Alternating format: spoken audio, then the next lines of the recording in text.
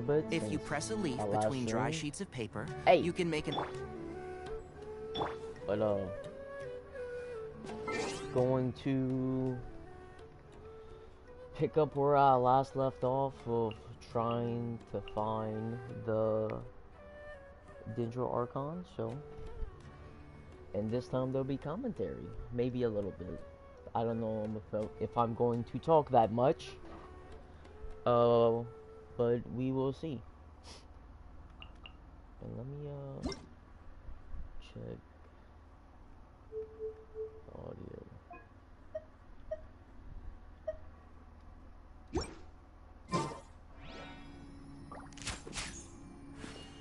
Alright.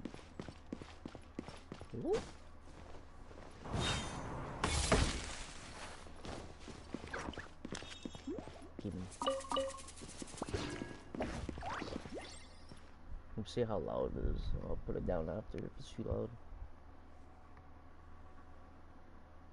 Sorry, I'm late. It took some convincing for the master and mistress to believe that Miss Dunyarzad was only sitting in the port for a while because she was in a bad mood. Anyway, I guess I should be thanking you. I haven't seen Miss Dunyarzad that happy in a long time. If it wasn't for you two, she probably would have been caught and dragged back much earlier.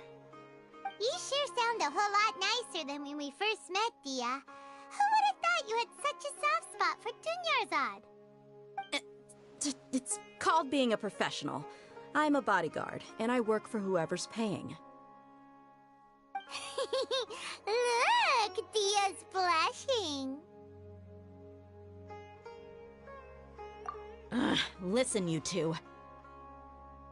I don't expect to be working for Miss Dunyarzad very long, but I hope to finish things on a positive note if possible. Let's cut the chit-chat and head into the Citadel. We'll see if the person I know has a way for you two to meet with the Lesser Lord.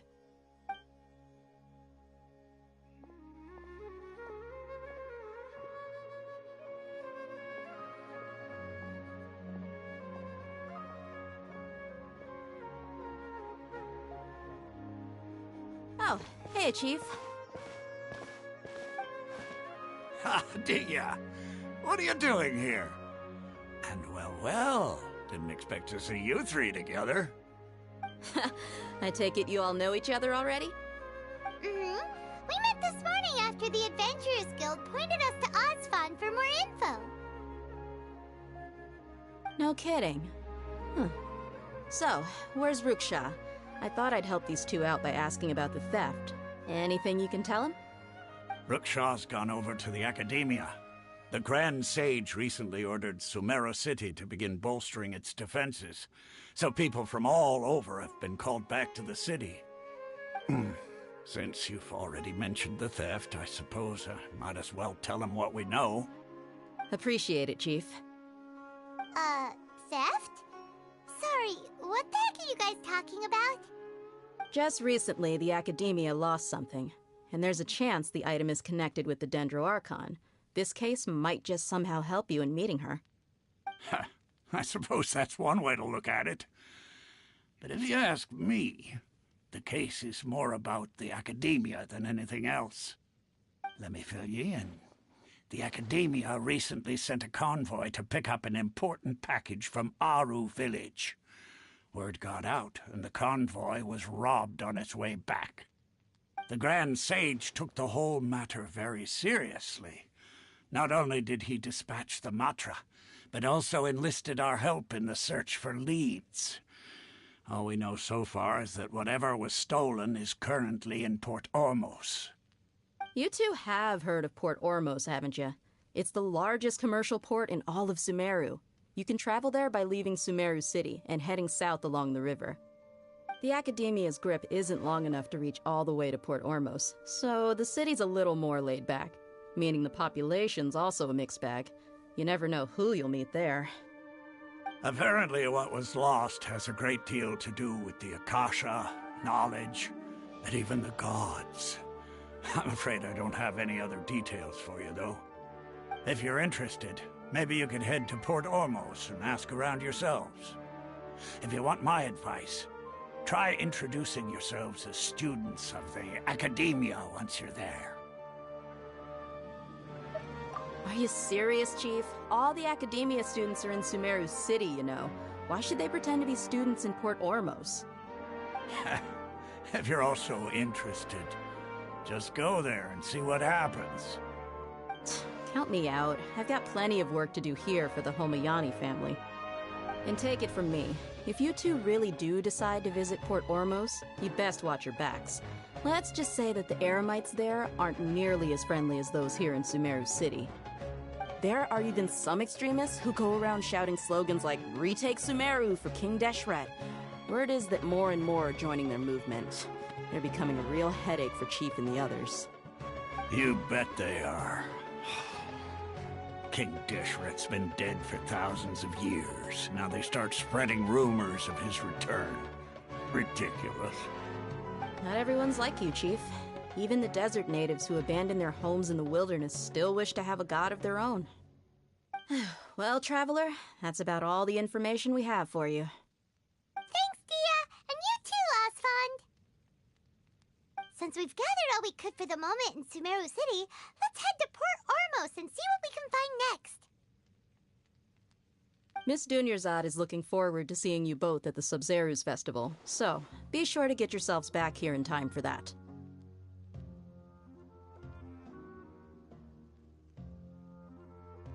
Good. Then we'll see you both at the Sub-Zerus Festival.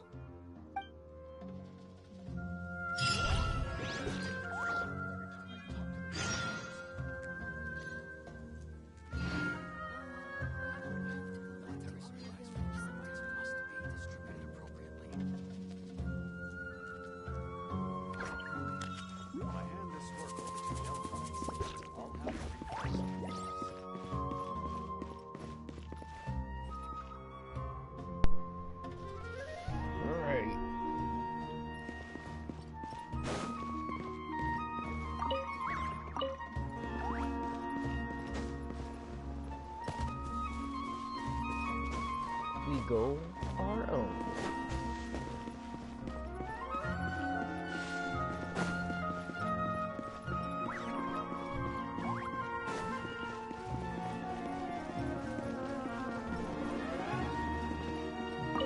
Add Astro.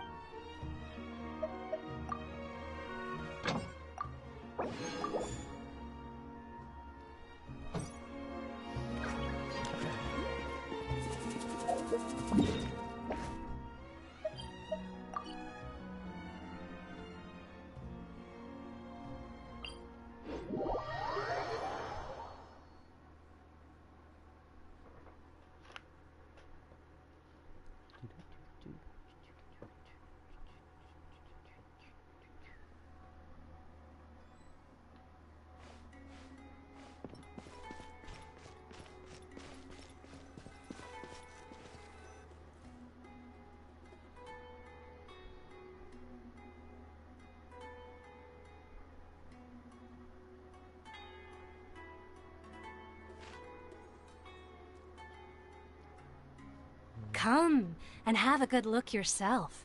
Traditional spices of the highest quality, made with pride and experience. You've got a deal. I can't thank you enough for always looking after my business. Believe me, I'm not making this up. Several Eremite mercenary groups are nearly in open conflict, but does the core of 30 care? And that's not all. Did you know that... Wow! Talk about hurly-burly! This place is busy! Guess that's only to be expected for the largest port in Sumeru.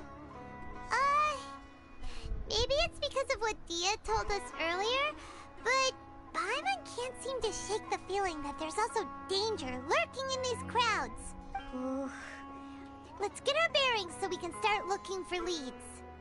We know that whatever the Academia lost is related to the gods. But other than that, we don't have much else to go on. Yep. Osfund told students while asking around. On the way here, and the Academia doesn't seem to have any research facilities in Port Ormos. Paimon doesn't get it. Won't we look even more suspicious going around saying we're academia students and asking about the stolen item? Right, we should figure that out before doing anything else. Well, given all the people that come through here every day, if there's any information to be found, Paimon bets we could find it in the market. Let's ask around and see what we come up with.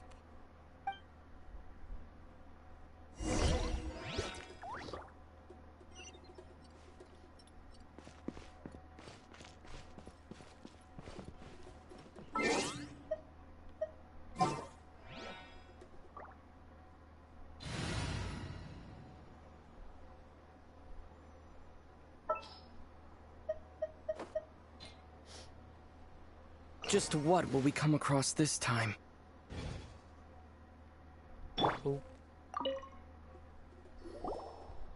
Welcome. Welcome. How can I help you two? Hi there. We would like to ask you a question.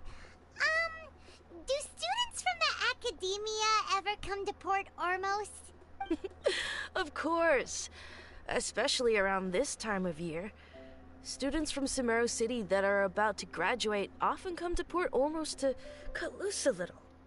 Many people often talk about how hard it is to get accepted into the academia, let alone graduate. But those who finish their studies and go on to become full-time researchers at the academia have it even harder. Sure, we may not be Sumeru City, but Port Ormos offers beautiful scenery and a stress-free environment. Some even say it's good luck to come to Port Ormos, so students and researchers come flocking here when things get to be too much at the academia. Ah, you see over there? Those are students from the academia.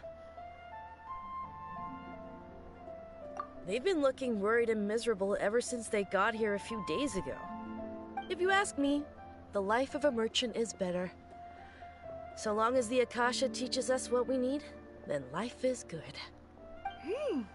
Those students seem to be discussing something. Let's see if we can listen in. Eavesdropping? Oh.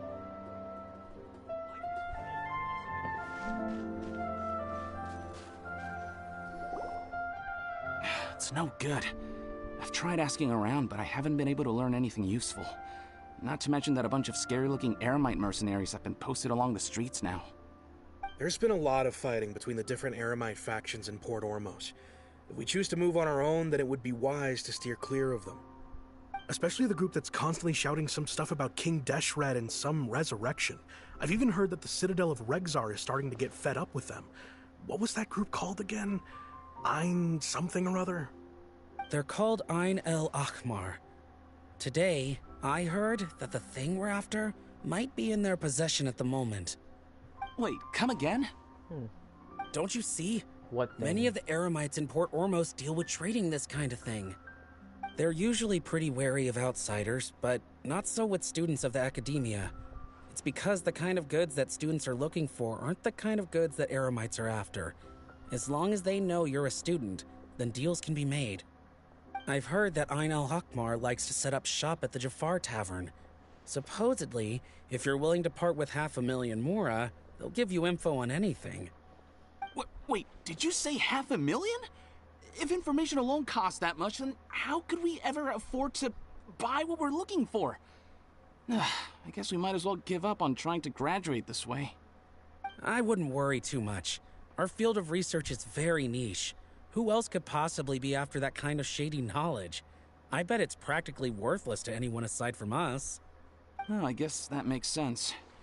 Then the only thing left for us now is to find a way in. Some naive Why don't we all thinking. just pool our money together and pay for the information?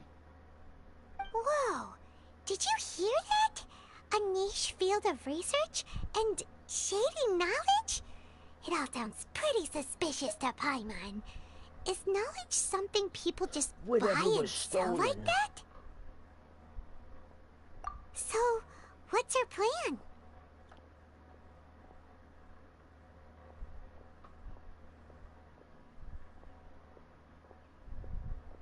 Wait, didn't you hear what they just said?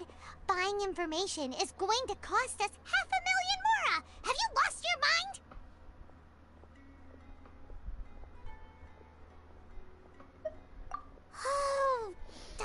right.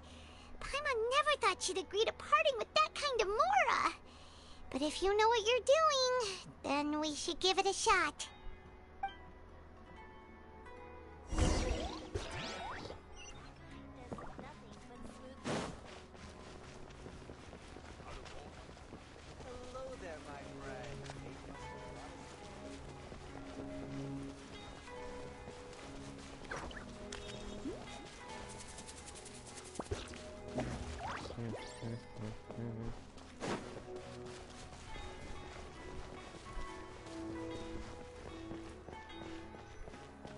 This is the place we heard those students talking about.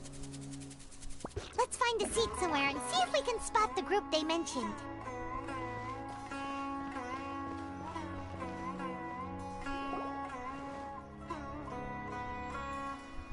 Oh, you've arrived. Please, take a seat. So, they think that they can go toe-to-toe with the boss? Huh! Once we reclaim the power of King Deshret, they'll be the first that the boss punishes. They're nothing to be afraid of. Our main rival now is the Caracal Battalion. They've also amassed a significant amount of Mora this time, so we mustn't underestimate them.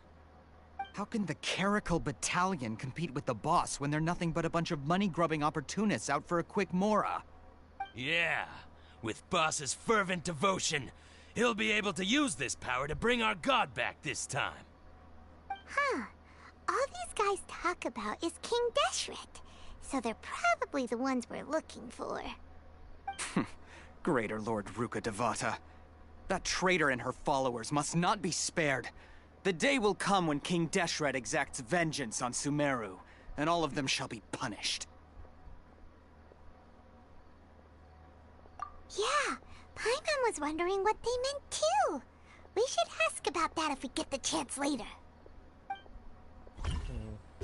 What you see is what we've got. Feel free to look around. What's going on? How can there be hierarchy here? Hey.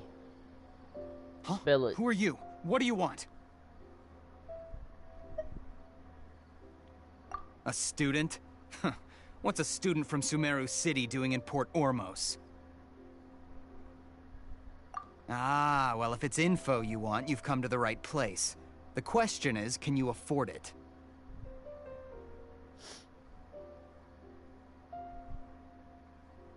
Huh? What is this, some kind of joke? Oh! Sorry! He must have grabbed the wrong amount! Hey, what do you think you're doing? Oh, Paimon can't stand to see so much more go. But there's no other choice right now. Here, this is the merchant's address. Whatever you're looking for, you'll find it there. Hmm? Well, what are you waiting for?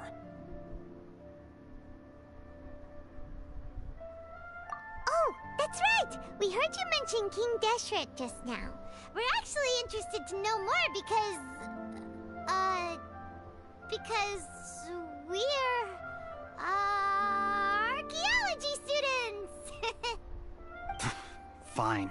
Since you've already handed over the Mora, I guess I can throw in a little extra info.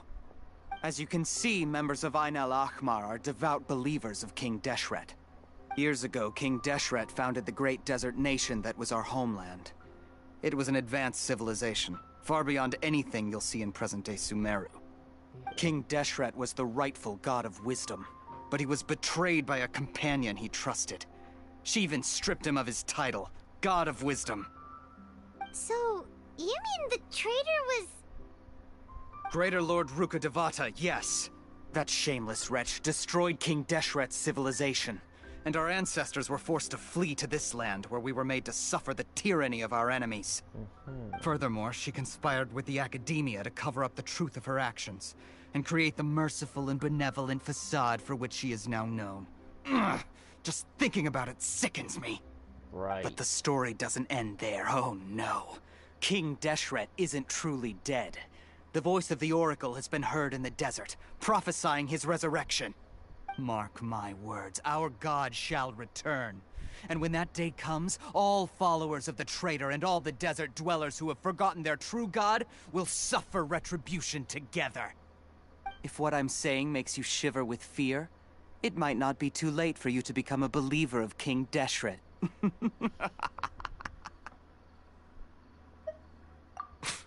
I don't have anything to say to you academia people about that.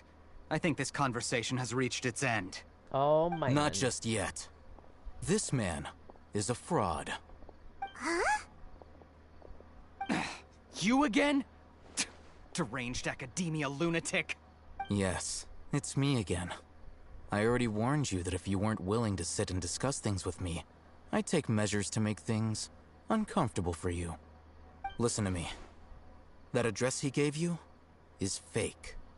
Or at least, you won't find a merchant waiting for you there. I'll hate them. This group has been boasting all around that they can provide information on a certain item as a means of luring people into their territory. Once you show up, they keep up the act until they have hard evidence that you want to purchase said item. Then they use that to squeeze you for all the mora you're worth. Hey! Shut it all, Hatham! What are you playing at, trying to ruin our business like this, hmm? I told you the other day. I wish to discuss my terms with your boss. Ha! The boss made it perfectly clear that he won't negotiate with you. Yes, and in no uncertain terms. But that was then. It does not preclude him from changing his mind in the future.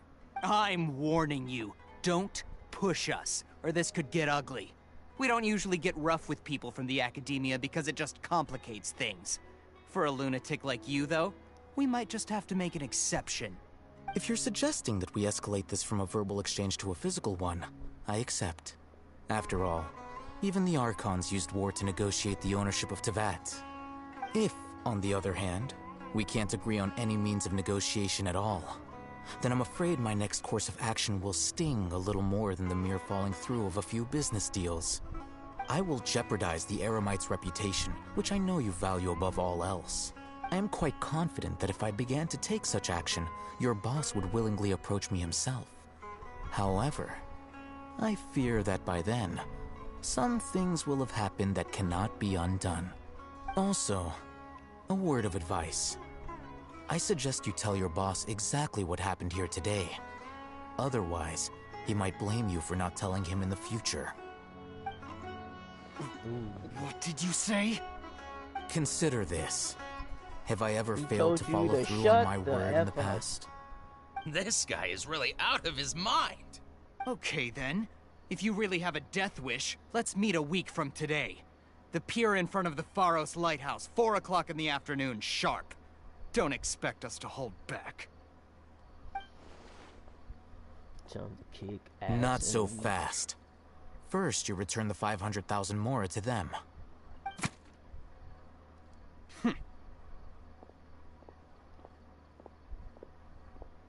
Please, I beg you, don't provoke them. We can't afford any trouble with this crowd. They haven't even paid for their food yet. Ah, Mr. Iman. There appears to be fewer staff in the restaurant recently. This wouldn't happen to be because they're all busy spreading the word to the students, would it? Well... Someone who chooses to do business with a group like that really can't afford to get so flustered the instant someone confronts them about it. Consider the meal compensation for our silence. I'd say you're getting an excellent deal. Whoa, did you see that? He not only got us our mora back, but sent the Emirites running too! Plus, he seems to know a lot about what's going on around here. Let's catch up with him and ask some questions. He went that way! After him! Why does it have to be? Should I adjust the shipping schedule? Let's go. Hello? Hello, Mr. Al-Haytham. It's Al-Haytham, right? What do you want? No need for thanks. My goal was to get to them, and you two gave me just the opportunity I needed. We're even. Oh, I advise you to keep your distance from them. Since they weren't able to make off with your mora in the end, they might harass you again in the future. All right. Goodbye. Hold your horses! We still have something to ask you about! Since you tore through their scam right in front of them, you must know the real story about, certain something, no? Who exactly are you two? And why are you inquiring about that? A student. Right. Look, you should know that those thugs conducting business with you had nothing to do with your lie.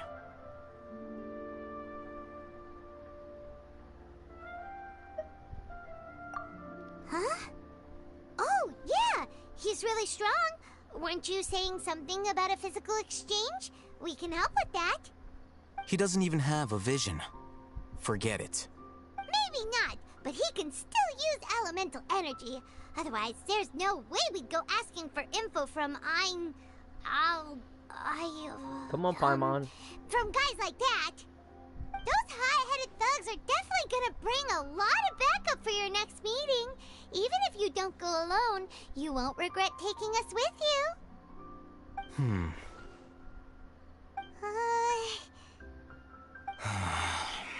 All right, I accept.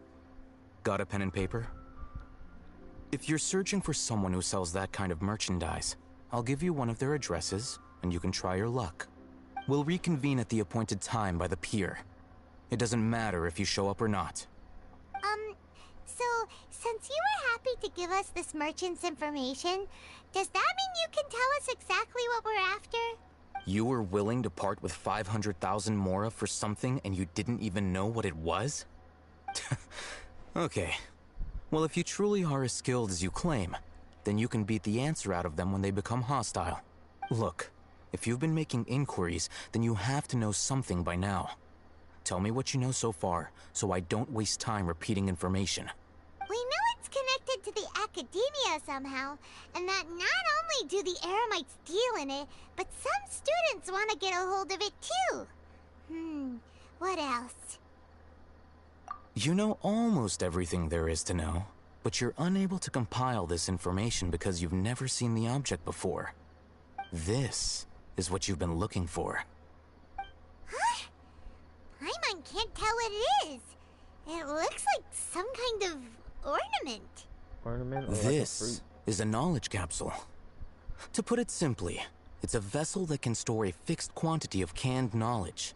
It's like a miniature Akasha. Anyone who links it to their personal Akasha terminal instantly becomes privy to its contents. It's like connected to your brain. The Akasha, anyway. Correct. Anyone.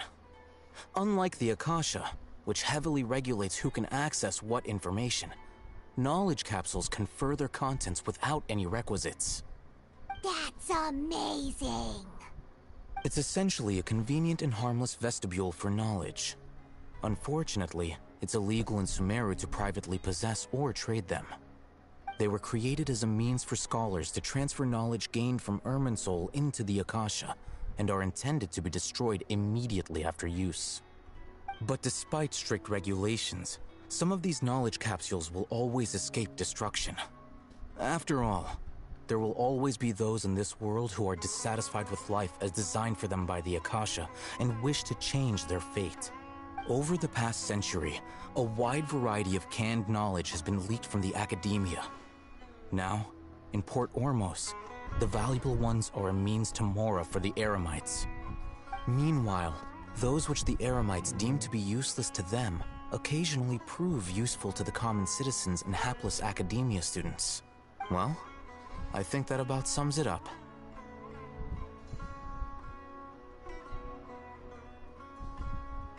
Oh, so that's your true objective. With our current arrangement, I don't believe I can offer an answer. You're still resolved. Fine. Let's talk somewhere with fewer people. I'm persistent.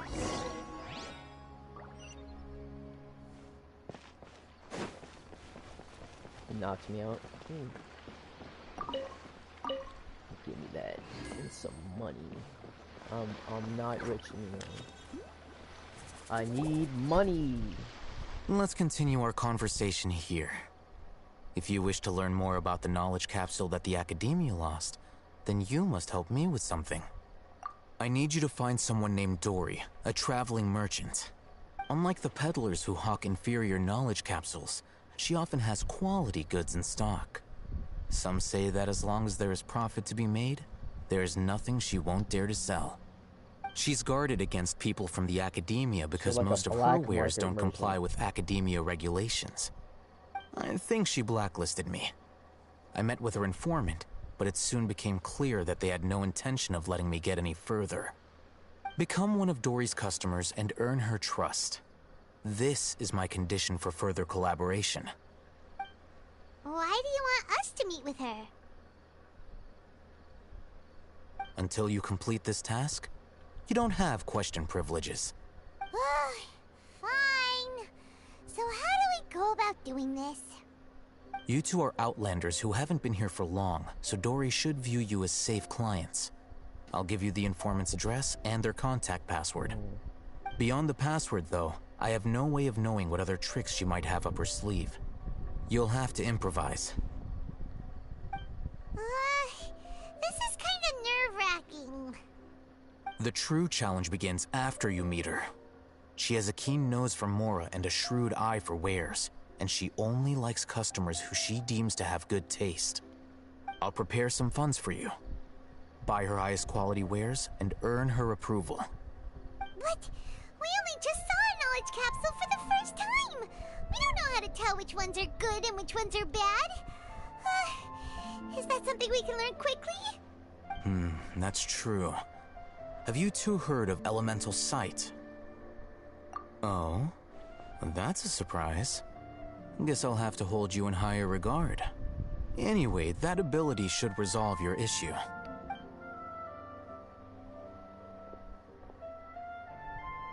Here are 2 knowledge capsules. Tell me, can you detect any difference in their quality?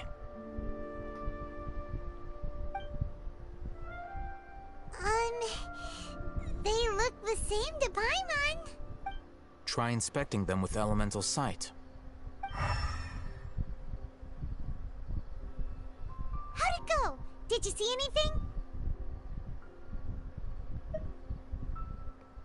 Rumor has it that higher quality knowledge capsules generally appear brighter when viewed through elemental sight. Okay. That's because knowledge originates from Irminsul, the root of Dendro power itself. The more powerful the knowledge, the richer it is in Dendro energy. However, some canned knowledge with a high concentration of elemental energy is of little use in contemporary times, so those capsules are of little value. Using elemental sight is merely a stopgap measure, but it should suffice for earning Dory's trust. That sounds pretty impressive. Here's a sheet with the informant's location and contact password, and here is the Mora for purchasing canned knowledge. Don't be cheap. You'll need to spend to catch Dory's eye. If there's any Mora left over, just keep it. Oh, and be sure to exercise some caution. There have been Matra present in Port Ormos lately. Your efforts will be for naught if they catch you. Matra? They belong to the Academia's regulatory body. They also handle cases of illegal canned knowledge transactions. Like I said, the Academia has banned both their trade and possession. The Matra are razor sharp. You're in for nothing good if they lock their sights onto you. If you two want to back out, now's the time. Okay, then we have a deal. If you succeed in your dealings with Dory, come find me at the Wikela Funduk. We'll have an open discussion then. Looking at what Al-Haytham wrote, Dory's informant is a trader near Old Ormos. Let's follow these instructions and try to get in contact with him.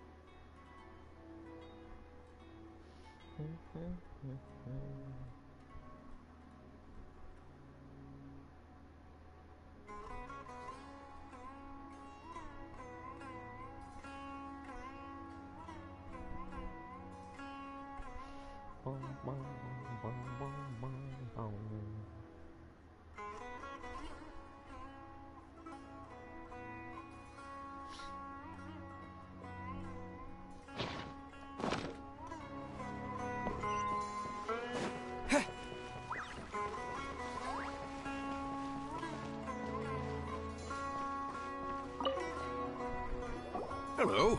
What are you two looking to buy?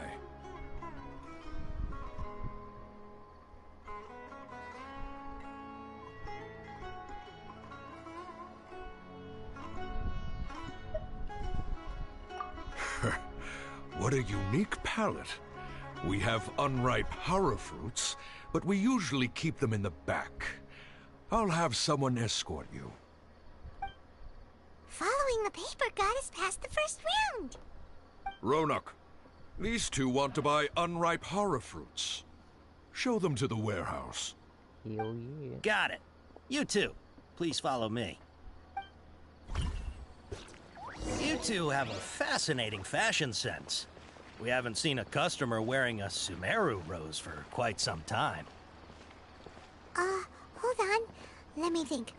Sumeru rose means common merch. Every ship deserves the best mate. No, look again. We're obviously wearing morning flowers. Ah, my mistake. I do apologize. These are calm in the sky. Whew. That pop quiz sure was scary. The warehouse is up ahead. Please follow me. I'm a slow walker.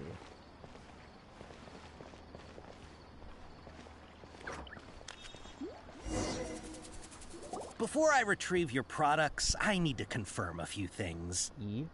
Please forgive me, but we may not have sufficient stock for you today. Earlier, many of our hara fruits were taken by mice.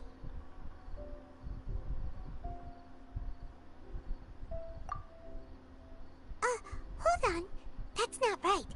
Taken by mice means they sold out. I'm sorry. But as things currently stand, we won't be able to fulfill your order. Why don't you two think things over? He's cautious of us. Let's take a closer look at the paper that Al-Haytham gave us.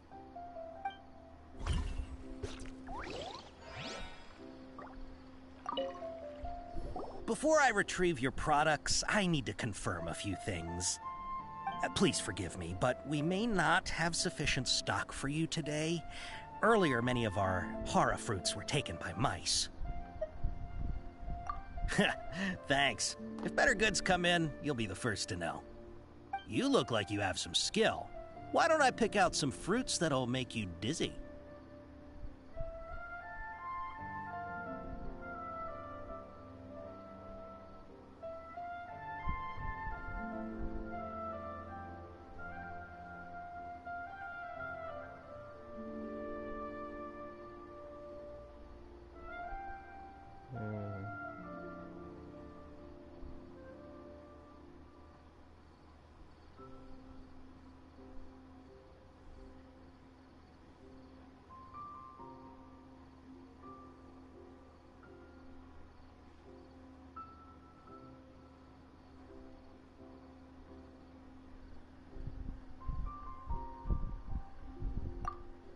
Yep, that's the right answer. But eating hara fruit that makes your head and ears ring sounds like a bad life decision.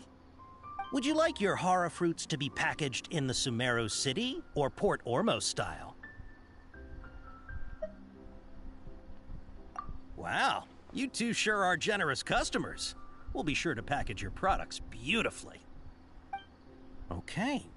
Everything has been confirmed. Miss Dory is waiting for you up at... Shoot! It's the Matra! Run! No! What? The Matra? Where? Al-Haytham said we're done for if they catch us. We gotta get out of here.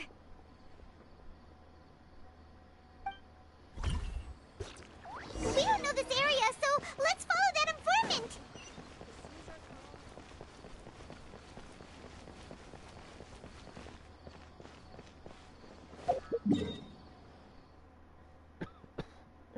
I can just teleport.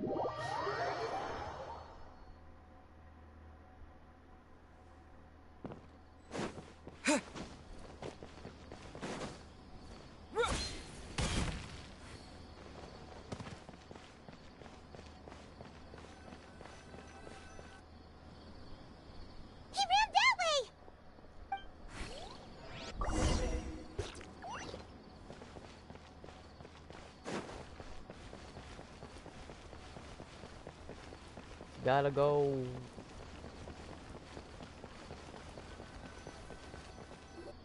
Look, he's over there.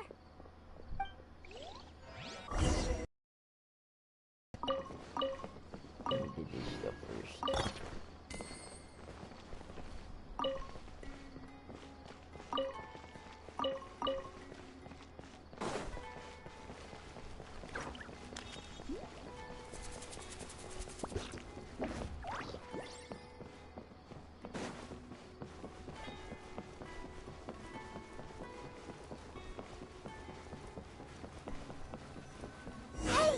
If you're hiding from the Rishbaland Tiger, come this way! Another password! Huh? Oh, that voice came from behind the building on the right!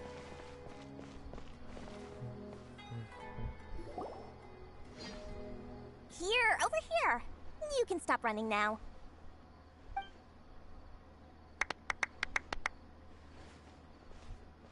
So you were the one who was calling out to us just now. But, are we definitely gonna be safe here? These two good customers wish to buy some horror fruit, Miss Dory. And if there's nothing else, I'll just excuse myself. Oh, very good. Thank you. Huh? Wait, you're Dory? Paimon sure thought you'd look a whole lot scarier. Hey, what are you trying to say, Princess Pea-Brain? I can be scary enough when I need to be, believe you me. If you don't watch what you say, then you can forget about doing any business.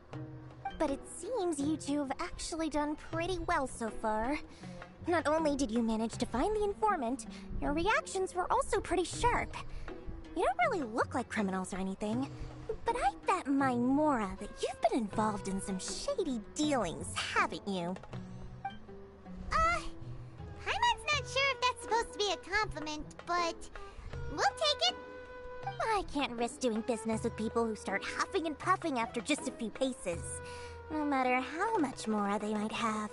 Not only will they get caught by the Matra, but they'll also get us into trouble. As decent folks trying to run an honest business. We don't need any of that. Wouldn't you agree? So that's why I prefer to have customers like you. It's your first time here, but don't worry, I won't ask too many questions. Even if you wish to buy enough knowledge capsules to decorate your house with, please, knock yourself out. As long as you have lots of round, shiny Mora, then we're all good. Ah, yes, of course, of course. Go ahead, help yourselves. Voila! Wow, she has a trove of canned knowledge. Whew. She'd probably be in serious trouble if the Matra caught her with all this. What kind of products do you seek, my dear customers? Don't worry, I'm not interested in your reasons for buying. I can, however, offer some suggestions. Take this one, for example. An analysis of the sociological ideology and dialectics of the Hilichurls. Only 3 people in all of Teyvat have ever studied it, making it extremely rare. It's on sale now for 350,000 Mora. Yeesh, who would want to be an expert in that topic? Or how about the architectural styles and construction methods of Teyvat in the early Archon War period? With this one, you can become an expert in historic architecture preservation and find an excellent, well-paying job in nearly any nation. Ooh, now this sounds like it could be useful.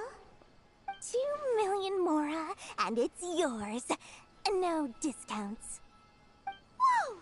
That's a lot of Mora! Of course, you are free to pick whatever your heart's desire. The contents and price of each knowledge capsule are indicated in small text on the body of each one, down at the bottom. Alright, let's try the method that Alhaitham mentioned.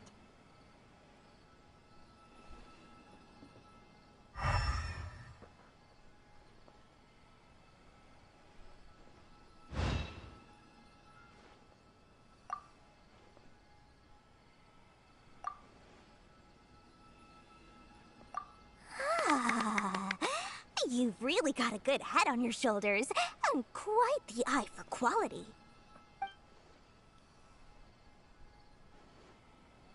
We'll take these, please and thank you.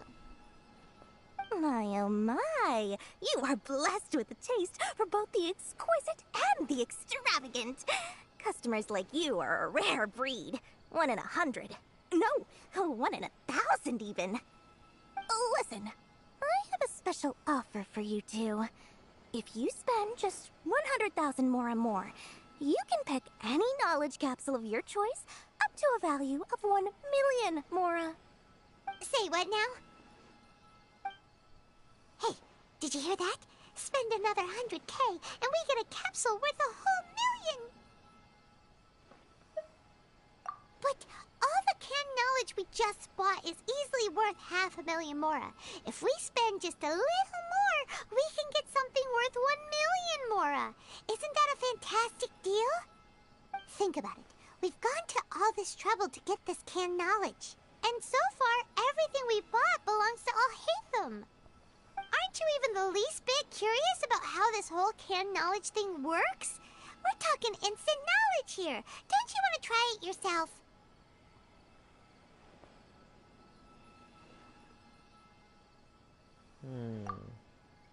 Come on.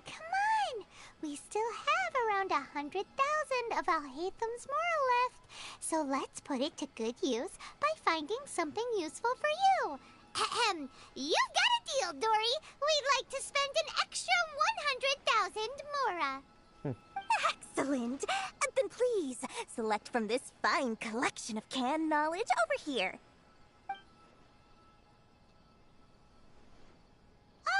Hold on a second. Paimon thought we could choose whatever we wanted. Why can't we choose the ones from over there? Oh, but my dear customer, the knowledge capsules over here are worth 1 million mora each. I'm sure discerning customers like yourselves will be able to find something to your liking. Please, take your time. Uh-oh, Paimon has a bad feeling about this. Let's use Elemental Sight again to check these.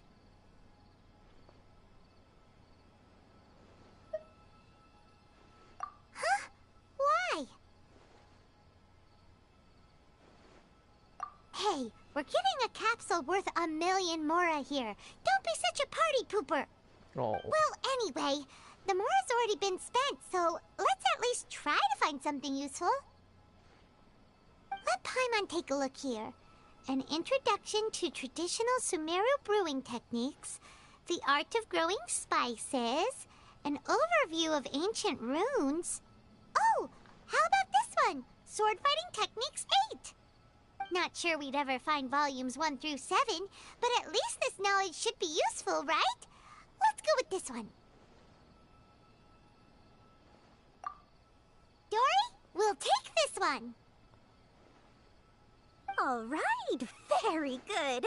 I'm expecting some new goods in the next couple days, so be sure to check back again soon. Whether it's canned knowledge or anything else you need, bring your mora to Dory and doors will open. Our dealings with Dory went smoothly enough. Let's head to Wakala Funduk and meet up with Alhaitham. Hopefully now he'll finally tell us about what the Academia lost. I'll find you your perfect color. Does this make sense to you, Cece?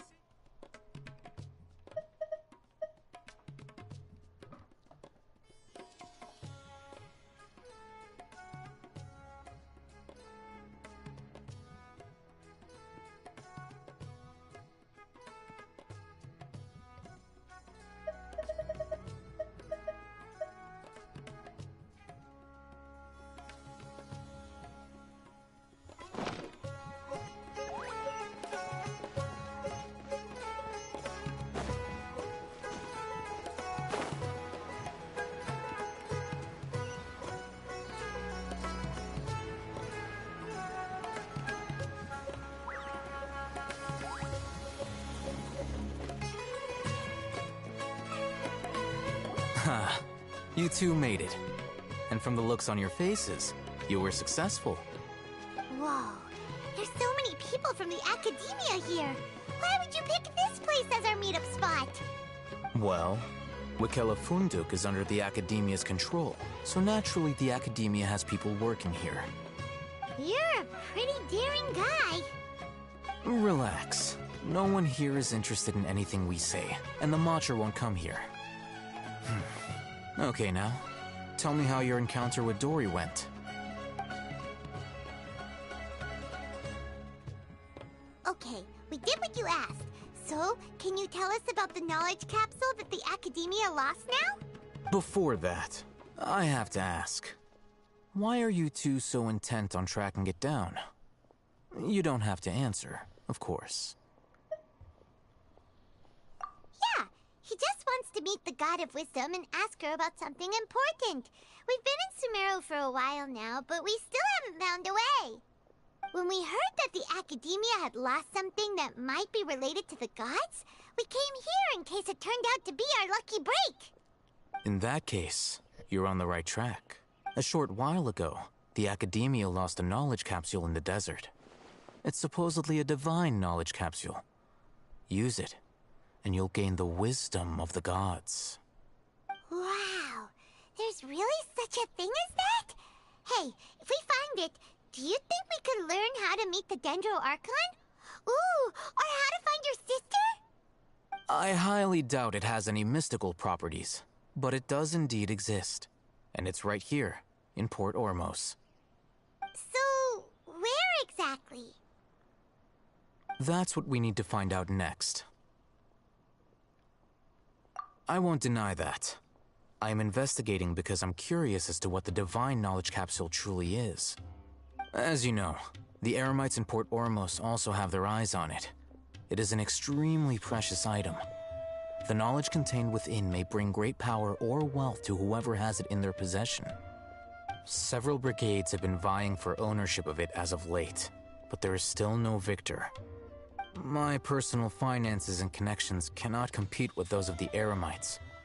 After attempting various methods, I finally managed to reach a tentative agreement with several brigades. I agreed to forego ownership of the divine knowledge capsule in exchange for the opportunity to study it. After all, there's no harm in understanding what it is. However, there are those who are less amenable to negotiation, such as those from Ain al-Ahmar. They adamantly believe that the divine knowledge capsule contains King Deshret's power, and that he will return to this world when they obtain it. They refuse to let anyone from the Academia tarnish their deity's soul. So you kept hounding them because they refused to cooperate with you? Yes. Ain al-Ahmar isn't exactly wealthy, but its members are determined to get that capsule by any means necessary. To that end, they've resorted to many methods more foul than fair in order to amass sufficient funds. So, I've been sabotaging their business to force them into negotiating with me. The divine knowledge capsule should be up for a secret auction within the next few days. Each brigade will place their own bid, and the prize will be covertly given to the winner. To ensure the capsule's security and to evade the Matra's notice, the winning brigade will not publicly disclose their victory. Unless I know whose hands the divine knowledge capsule ends up in, my agreements with them will fall through. Dory is the most reliable source of information, but that avenue was previously closed to me. With you on board now, the situation is different. In other words, you wanted us to befriend Dory so you could find out where the divine knowledge capsule is. Yes, you can say that. But this arrangement harms none of us. The day after tomorrow, go back to Dory and try to purchase information on the divine knowledge capsule's whereabouts. If she has no information, wait 2 days and approach her again. If I get the opportunity to study the divine knowledge capsule, I will relay my findings to you. Will that suffice as compensation?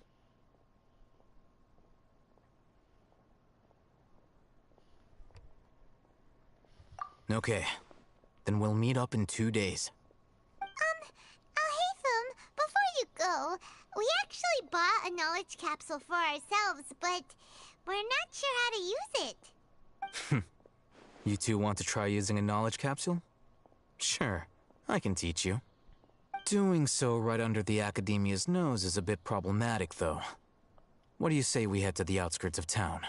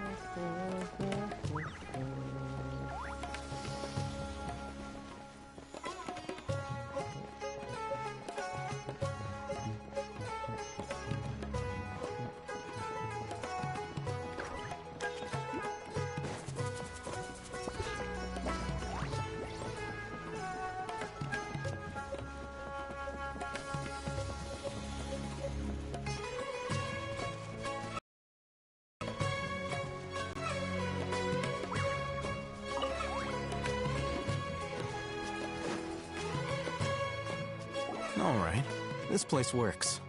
Show me the capsule you purchased. Here. Sword Fighting Techniques 8. Huh. A combat class knowledge capsule. This class is something of a rare find these days, since most have been taken by the Eremites to augment their battle capabilities. Really? Aw, yeah, what a great buy! If you want to determine the efficacy of this capsule, I can evaluate your combat ability. However, effects will likely be minimal if you already possess a high amount of strength. We can conduct a controlled experiment where you fight 2 battles, one before using this knowledge capsule and one after. While you fight, we can use an Akasha terminal to monitor your various physical parameters. There may be variances in your physical strength between the 2 tests, as well as a disparity in your opponent's abilities.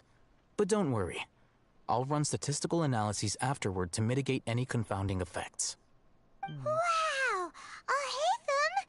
You must have been one of those guys at the Academia who got top grades on everything. Paimon's curious about something, though. You definitely weren't one of those students who needed canned knowledge to graduate from the Academia, right? So, why are you risking getting caught by the mantra for this capsule? When you are unable to understand a researcher's actions, most cases can be attributed to curiosity. This is but one theory. Sounds like you're trying to avoid the question. All right, let's begin the test. Just fight as you normally do. Who are we fighting?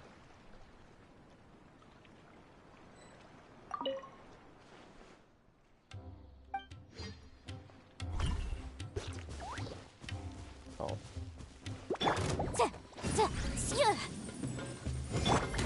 Enshroud!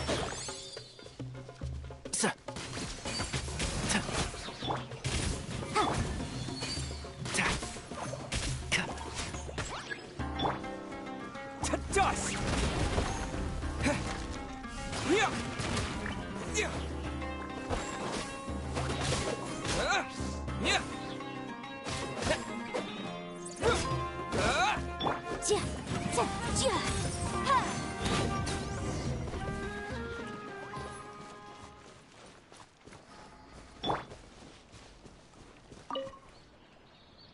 All right.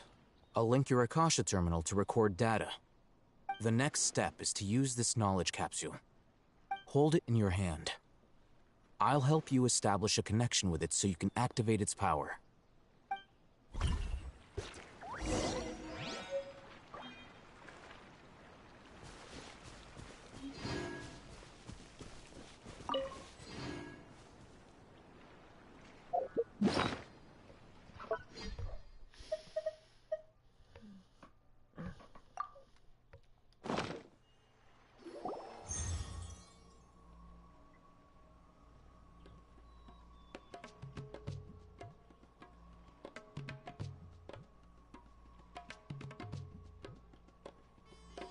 Hey, how are you feeling?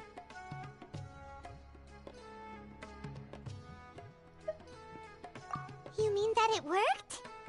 All right. Time for round 2. Fight with the same composure as before.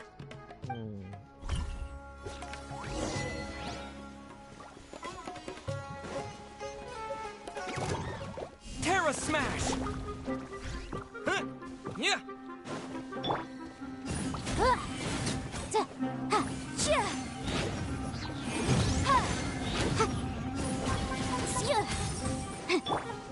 Yeah!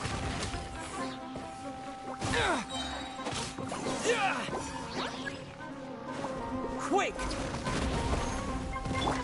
One with the forest.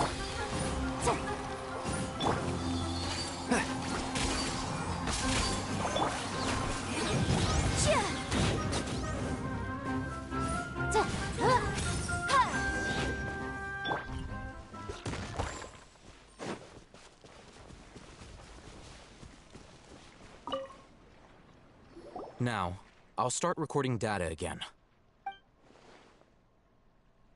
Alhaitham, how's it going?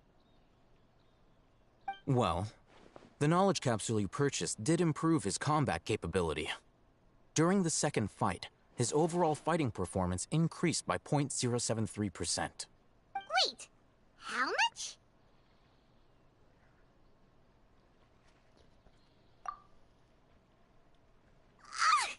Dory's such a jerk! She totally scammed us! 1 million mora? This thing isn't worth a tenth of that amount! Of course, this could be because he is so powerful that the capsule's contents were unable to produce a substantial increase. At the very least, this test allowed me to gain more insight into you two. Our deal seems increasingly worth my investment. I'm heading back to Ikela Funduk. I await your response in 2 days' time. This is Mora for when you ask Dory for information. Pay her as much as she requests. Dude is loaded.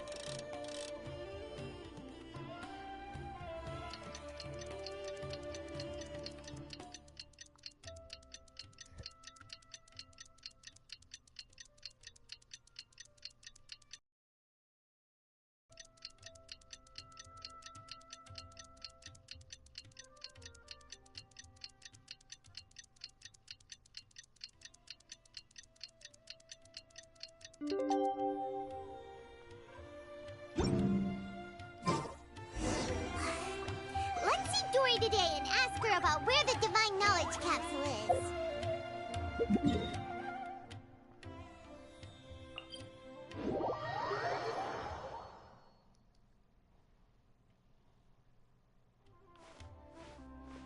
Let the show be...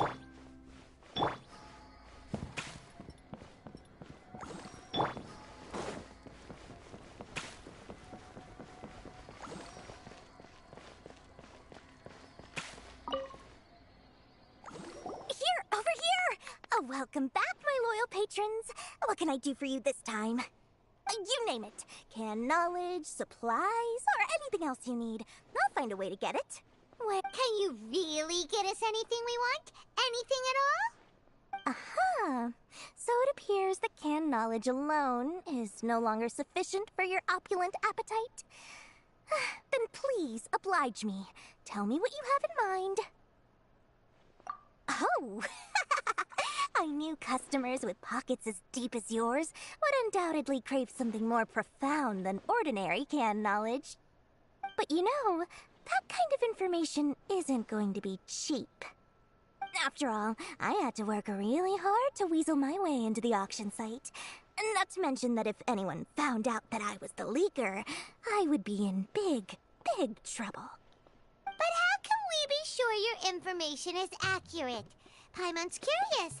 How you just happen to have this kind of info the moment we need it. Because to me, anything of value is what I consider to be my supply.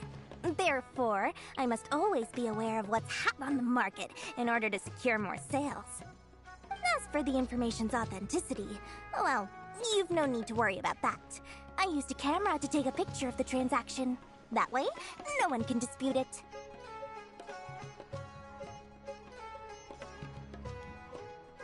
It's always a pleasure doing business with such sterling patrons. Now that you've paid in full, here's the scoop. The Divine Knowledge Capsule was purchased yesterday by a certain Misery, the leader of Ain el-Ahmar. Ain el-Ahmar? You mean the Eremites who worshipped King Deshret?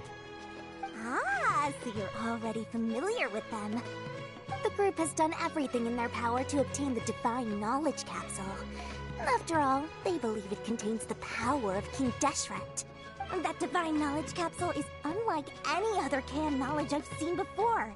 It was glowing bright red. The capsule is clearly visible in the picture I took. You can look for yourself.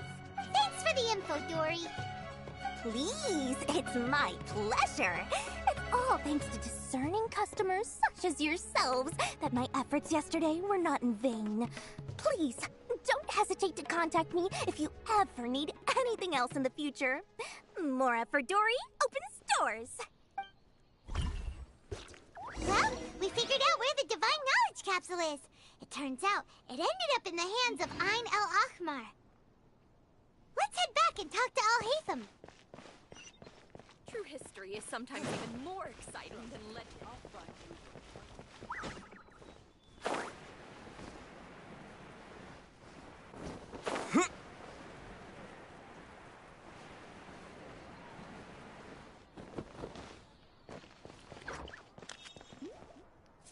Al-Haytham! We got the info you wanted! Really? All right. Let's hear it. Dory even gave us evidence to verify the intel. Have a look. Huh, look at that. Clear as day. It must have taken some guts just to infiltrate the scene of the Eremites' transaction. But then to get close enough to take a picture like this. Bold move, Dory. Very bold move. All right. The person in this picture is indeed Misery, the leader of Ain el-Ahmar. And the glowing red capsule he's holding appears to be the Divine Knowledge Capsule. In which case, if we play our cards right, when we confront them next week, we should be able to force them to show their hand. At first, Paimon didn't get why you were provoking these Ain el-Ahmar guys. But now, it sort of makes sense. Everything's playing right into your hands. After we defeat them, we can finally have a serious talk with their boss and get them to lend us the Divine Knowledge Capsule. Thank you for your time and efforts. Take a few days off while I make some preparations. Let's meet up again on the afternoon of the arranged date, 3 o'clock sharp.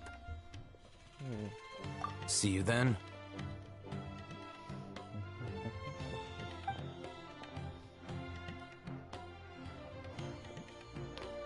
Al-Haytham sure is taking his time. Where could he be? Oh, there he is. Sorry to keep you waiting. Let's head to the pier in front of Pharos Lighthouse. Yep, let's go.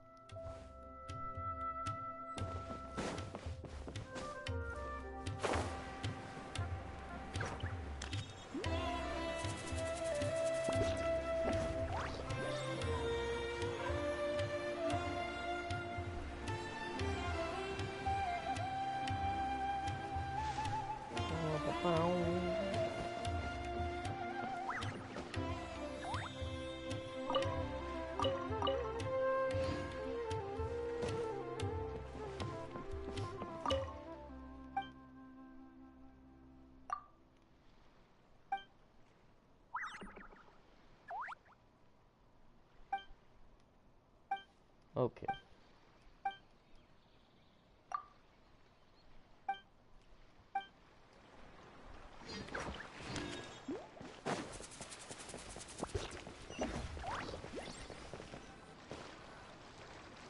Alhaitham. I knew you were crazy, but I didn't know you were crazy enough to actually show up. It was I who demanded that these negotiations take place. I was more worried that you might go back on your promise. But to your credit, it appears that you're sticking to your word. This is turning into quite an occasion. I also brought some backup. I assume you don't mind. Backup? Aren't you the brat from the restaurant the other day? You've come to support this lunatic because he helped you out? Fine. Your funeral. I'm not going to mince my words. Once we're done with you, you'll be nothing more than fish food. Get 'em, boys! Get 'em, boys! Uh-oh, here they come. Good luck, you two. Run, Paimon, run. That's close enough. Can't see.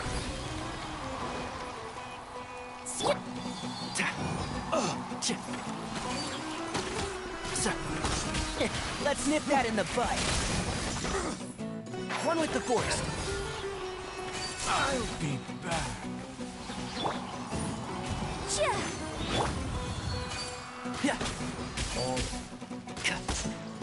I'll be back.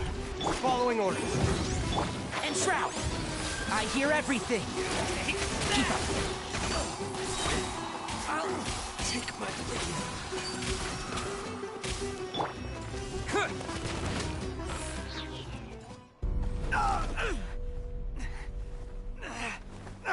Academia scum!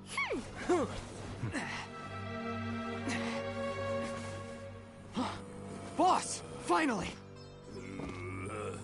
Did you use it? Great! Now we can...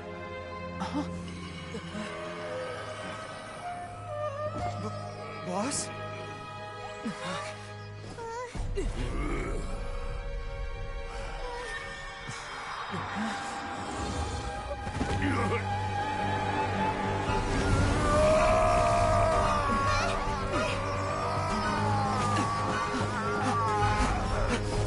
Boss! What's wrong? What happened to him? We have to cut his Akasha connection, now.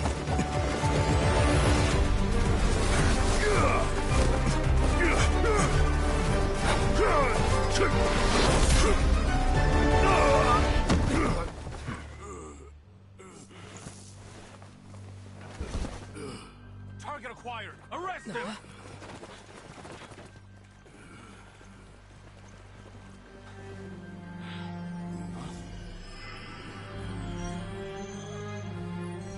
Do not impede our work. Is that understood, Alhaitham? Of course. I was only trying to help. Take him away!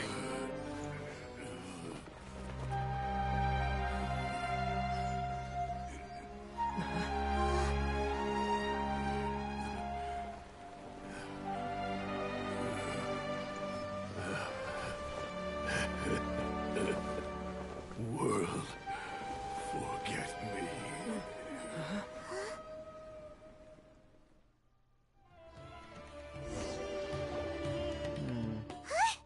What in Tibet just happened? It's like that big guy suddenly lost his mind. It looks like he used the Divine Knowledge Capsule. You mean the Divine Knowledge Capsule did that to him? Oh, yeah. You mean how some researchers go insane after getting knowledge from Irminsul? I've heard of numerous incidents of researchers in Satyavada life going insane. The state that man is now in suggests that this is a similar situation.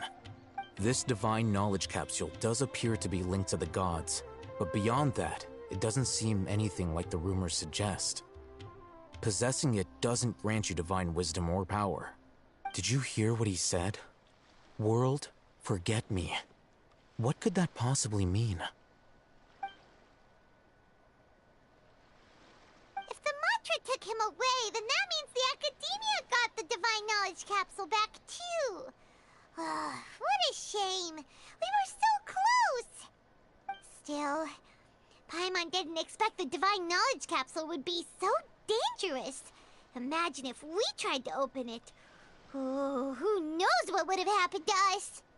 As things stand, there is no reason for me to remain in Port Ormos. I believe our collaboration has also reached its end.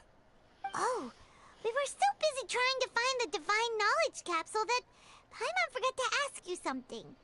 Since you're a member of the Academia, do you have any idea how we can go about meeting Lesser Lord Kusanali?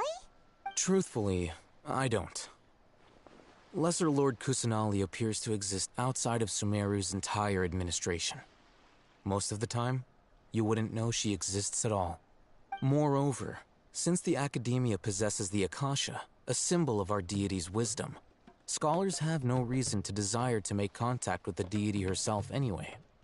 Everything about Lesser Lord Kusanali is such a mystery! I'm heading back to the Academia. How about you two? It's almost the day of the Sub-Zero's festival. Maybe we should head back too. We've been rushed off our feet over the past few days, so maybe a little rest and relaxation will do us good.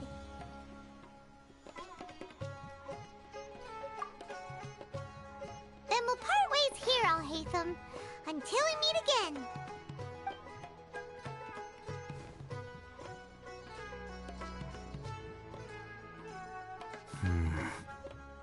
Now, do I deal with this thing first? Or should I produce the report that the higher-ups require?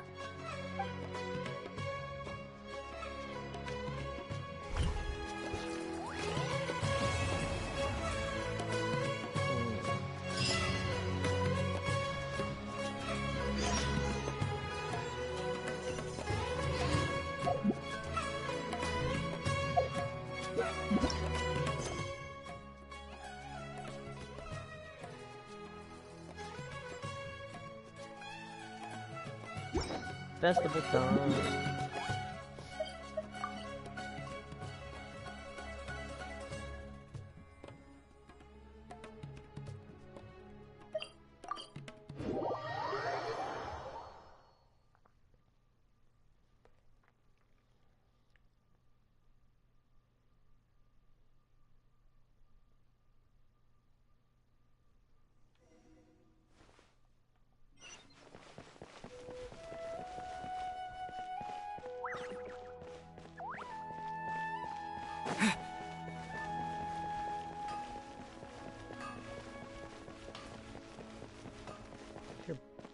See Paimon's dialogue, but she's not actually speaking.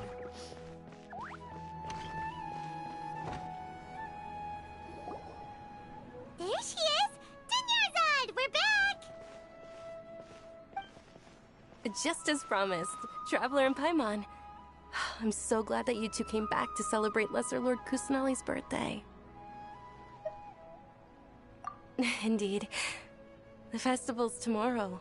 We've been preparing for so long that I can't help but feel a little nervous. There's no need to be nervous. Paimon's sure that Lesser Lord Kusanali will feel everyone's gratitude. Thanks, Paimon. I hope that everyone who comes to the festival will also have a good time. Speaking of which, did you manage to make your way to Port Ormos? Discover anything over there? Of course we went. A lot of things happened there.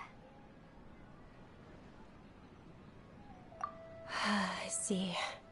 Sounds like you two had another exciting adventure. If there is another chance, I would love to join. My lady, if you went to Port Ormos in your current state, we'd both be in for a lifetime of trouble. Dia! You were eavesdropping! It's called covert protection. Keeping an ear out for what's going on around my employer is part of the job. It's all right, Dia. I merely said I would like to go. I know better than to think my body could handle it. The festival's tomorrow. I've been doing nothing but causing trouble for you. So Dia, please take some time to relax. I'll be fine. Even when you put it that way, it still doesn't feel right. Don't worry, my guardian knight. Okay, fine, but only tonight. Tomorrow's a big day, and many no-good scumbags are gonna try to take advantage of that. Oh, you two must be exhausted from your long journey back to the city. My apologies for not realizing this sooner. I've already prepared a room for you to rest. Please follow me. Whoa, you're so thoughtful. Paimon's so ready.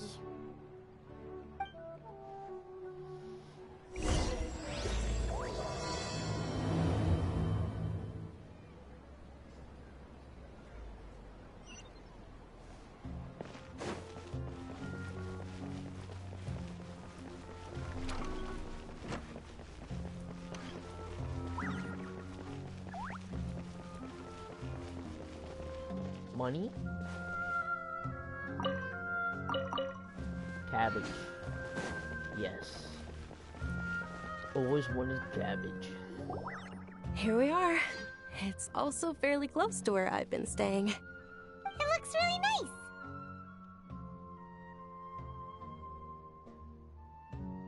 nice. Not at all. Just tell me more about your adventures when you next get the chance. For sure. That's Paimon's specialty. Paimon can tell you stories next time. Oh, if you don't mind, how about we all walk around together tomorrow? All of my friends will be working the festival, and Dia's still insisting on her covert protection. Yeah. It'll be pretty hard to relax and enjoy the festival if Dia's constantly hovering over you, right? Then let's meet at the nearby bazaar first thing tomorrow morning. Have a great night. It's a deal. Good night, Dunyarzad. I may be too excited to fall asleep tonight. See you tomorrow. Paimon started to really look forward to the Sub-Zero festival too. Will there be lots of yummy food? Oh no. Thinking about food is just gonna keep Paimon up all night. The earlier we sleep, the better. Let's go inside, traveler.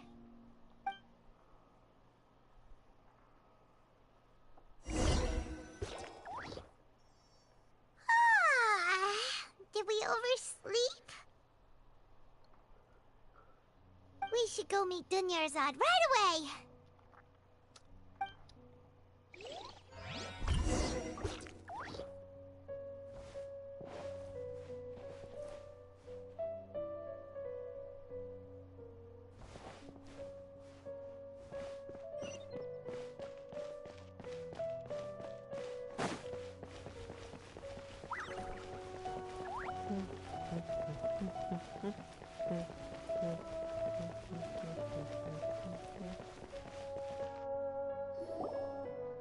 Traveler, Paimon, I've been waiting for you two. Good morning, Dunyarzad. We must have overslept a little bit. Not at all. I arrived early. Today is finally here. I must cherish every moment as if it were gold. You've worked so hard for this day. You gotta enjoy it to the fullest. You know it. Oh, it's just that, as expected, I had some trouble falling asleep last night. I'm hoping my body won't be too much of an issue today. Well, shall we? Let's start with the stalls over there.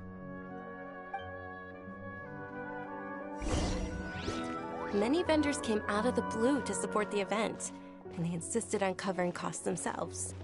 Let's go give them some business. They paid for everything out of pocket? Oh, sounds like they're not in this just for the Mora. They all said that contributing to a lively festival atmosphere is more important than money. Especially since we don't often get to celebrate Lesser Lord Kusanali's birthday. This is a stall offering foods from the Haftmewa feast. Oh, you could tell straight away. I thought most people nowadays wouldn't know. Mushrooms, flowers, and all kind of fruit? It's all vegetarian stuff.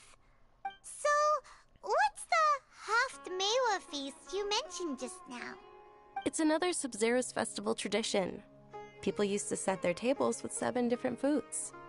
Generally speaking, the most common selections were foods like Rukashva mushrooms, Nilopala lotuses, Sumeru roses, Sunsetias, Kapulatas, Hara fruits, and Zaytun peaches. the Sub-Zero Festival is a vegetarian holiday? You don't have to be a vegetarian to enjoy the spread. We just use the 7 foods to symbolize the 7 virtues of the Dendro Archon. Wait, but if that's the case, if Sumeru uses vegetarian food to represent the Dendro Archon, then wouldn't the Pyro Archon's festival be full of food like roasted fowl, juicy meatballs, grilled steak? Oh, Traveler, we have to go to Natlan as soon as possible!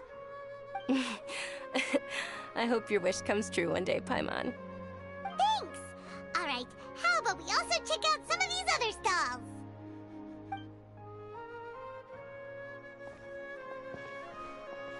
Dear customers, would you like to try your hand at alchemical divination? What's alchemical divination? Those two things sound like they'd be fun to try together. Right? I thought the same when I first heard about it. It is said to be a mysterious craft invented by none other than Lesser Lord Kusanali herself. So, how does it work? It's quite simple. After you give me any 2 alchemical reagents, I'll use them to perform a random transmutation. Sure sounds random. So random that it will probably fail. That is precisely what we need. After the transmutation fails, your one and only diviner here will interpret the remnants.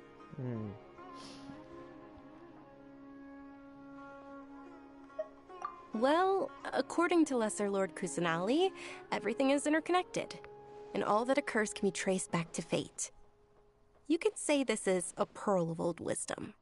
Why does everything sound so much more credible when Dunyarzad says it? Are you guys working together? So that's the true wisdom behind it. This young lady sure knows her stuff. So, how about it? Want to give it a try?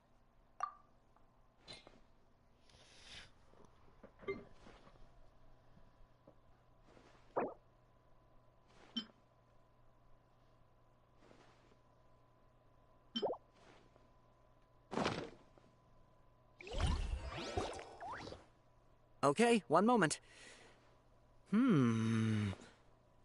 It's the moon. Paimon wants to take a look too! Is it? It looks more like a pie that Paimon bit into. That's because you love food. Generally speaking, the moon signifies... It means... Wait a moment. Is he really looking it up in a book? Oh, I remember now.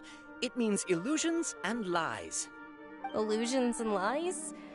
That sounds rather ominous. Yes, but this book says that if you trust your intuition and overcome your fears, the sun will surely rise. He's not even trying to hide his book anymore. Naturally, fate will only ever show you the beginning of a journey. It is up to you to forge your own ending. Oh, thank you so much. I'll keep that in mind. Oh, it's nothing. I'm just learning as I go. Guess that was still pretty interesting. Okay, on to the next stall. They say the Sub-Zero's festival was very lively a long, long time ago. Large flower carriages used to parade through the city. As they headed towards Port Ormos, people would throw flowers, candy, and liquor all along the way. Dunyarzad's eyes are sparkling right now. I wish I could...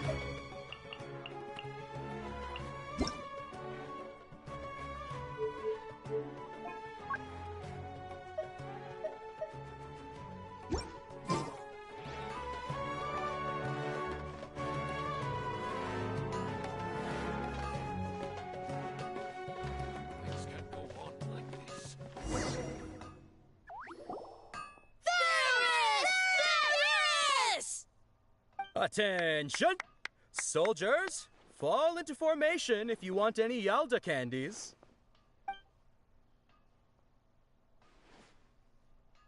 Oh. It's a weird guy with a weird hat. Hey, it's 2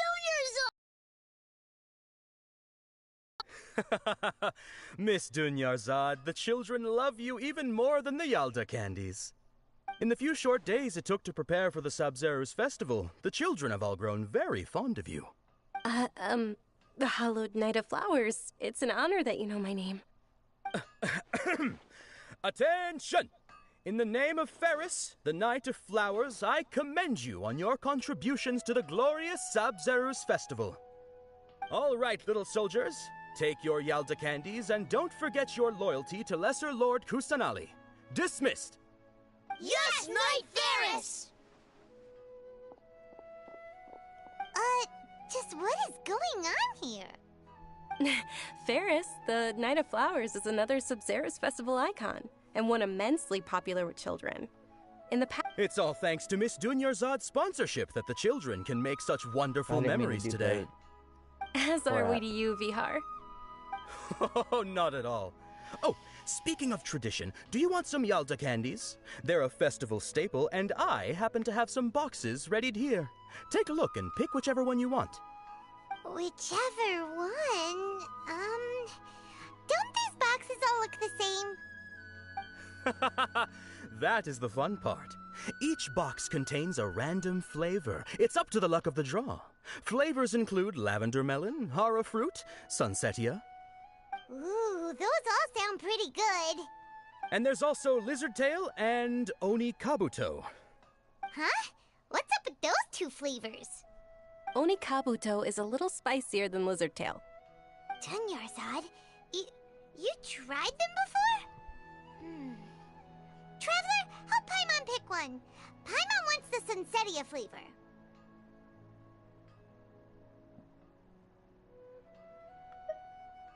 It's alright. Paimon believes in you. I also believe in your intuition. Great! These boxes of candy are numbered 1 to 5 from left to right. Which one do you want?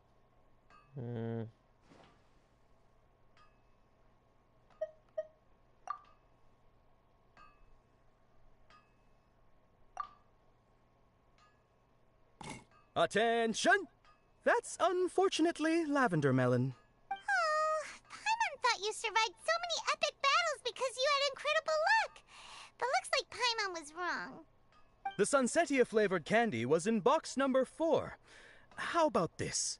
The most important thing is that everyone has a good time at the festival. So please, take both boxes. Really? Thanks a lot, Knight of Candies! It's Knight of Flowers, not Knight of Candies. Paimon really wilted the carriageless Knight of Flowers. They all basically sound the same. We got our candy, so let's keep going. Oh, actually, I just remembered that I left something behind. Since you're here, can you come with me to get it? Dunyarzad, you probably forgot because you're so excited about the Sabzeruz festival. How embarrassing.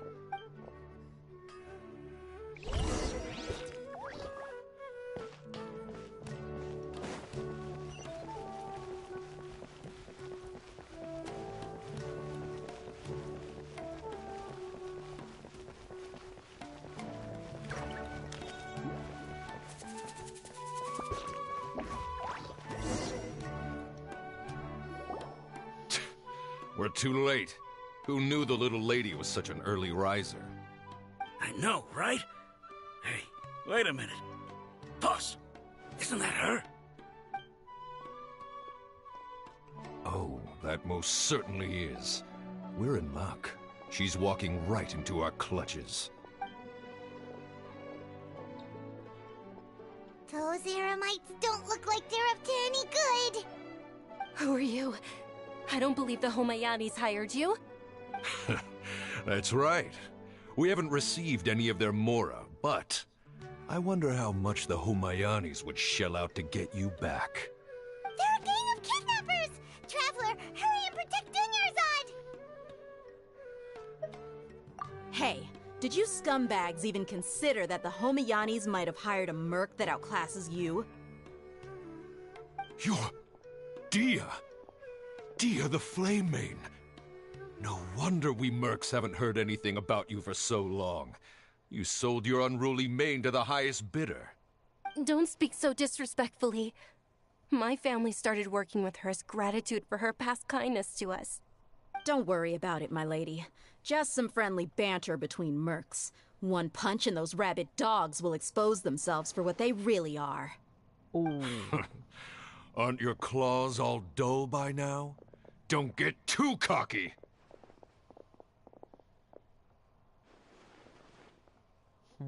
Traveler, take Miss Dunyarzad to a safe location.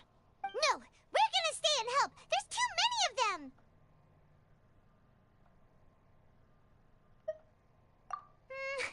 You're right. Alright, fine. Please be careful, Dia. Don't waste your time worrying about me. This is my job. Look out for yourself. After I've wiped the floor with them, I'll go find you all. Oh, snap.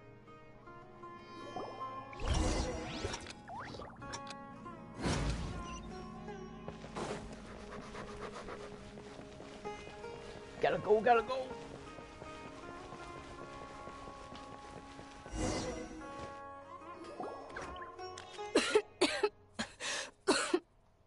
Dunyarzad, are you okay? You look a little pale. Are you in shock? I'm fine. My body always reacts like this whenever I exert myself too much. You sure you're okay? I'll be fine after some rest. Oh. I'm more worried about Dia. After all, none of this would have happened if I hadn't insisted on coming out today. Yeah, don't worry. After some time passes. My lady, Traveler, found ya. Dia! You took care of them so fast! Any more of them? Or rather, did anyone follow you? Dia, your arm! Oh, this? I'm fine. It's just a scratch.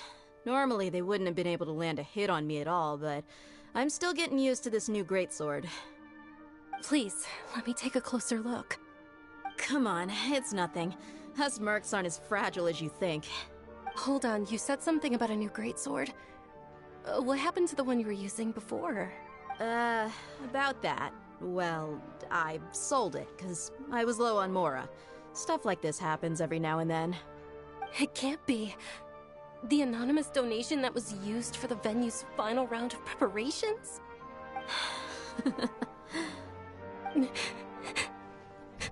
Oh, don't cry. Hey, Miss Dunyarzad, I wasn't trying to make you cry, and I'm not gonna lose my commission because I made my employer cry, am I? Okay, making your employer cry won't affect your commission, but selling your weapon without permission and getting hurt? I'll have to reevaluate your performance. You're so unreasonable, my lady.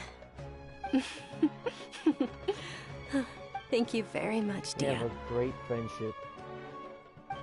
Don't be like that. I get embarrassed really easily. Are you feeling unwell again, Dunyarzad? My lady, your condition. Traveler, can you take her somewhere to rest? I'll look around the area to make sure we're safe from an ambush. Truly. I'm sorry for the trouble, everyone. You're fine. It's okay.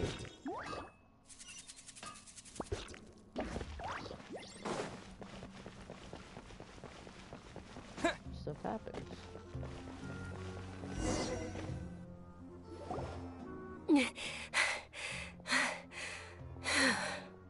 Are you feeling better, Dunyarzad?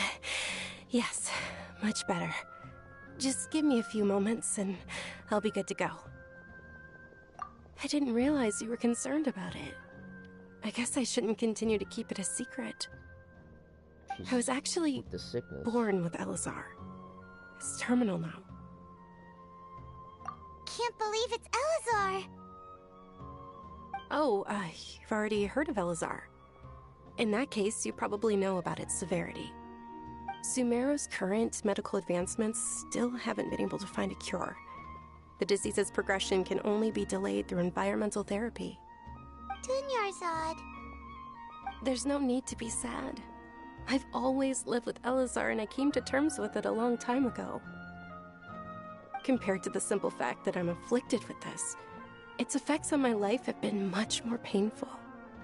I know that my family loves me dearly, They've done all they can to provide the best environment for me, so that I can live for that much longer.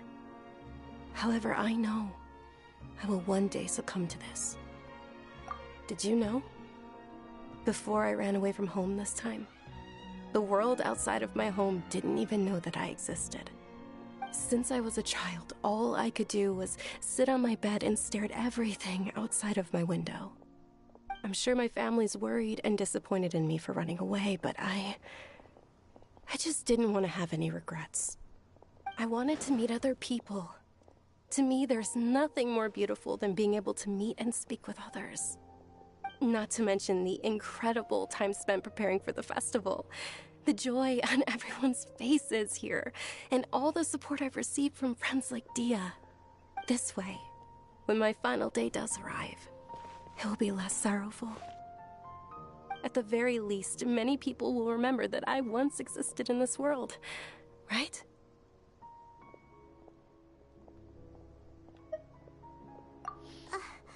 As long as you don't forget Paimon, Paimon also won't forget about you. No, even if you forget Paimon, Paimon will still remember you. Thank you two so much. Aww. I apologize for the depressing conversation. This is out of character for me. To be honest, Lesser Lord Kusanali gave me the courage to do all of this. If it weren't for her encouragement, I wouldn't have taken that first step. Thanks. There will always be frustrations in life, but I know that the point of living is not to leave behind any regrets. True that. Oh, right. Isn't it almost time? Huh? Almost time for what? Isn't the Dance of Sub-Zerus about to begin? It's the part of the festival that I've been looking forward to the most. Nilu will recreate that legendary scene with her most splendid dancing. And the Sub-Zerus festival will conclude amid everyone's applause and blessings. And with that, my wish will also... Then what are we waiting for? Let's go to the stage! Yeah, we should still make it in time.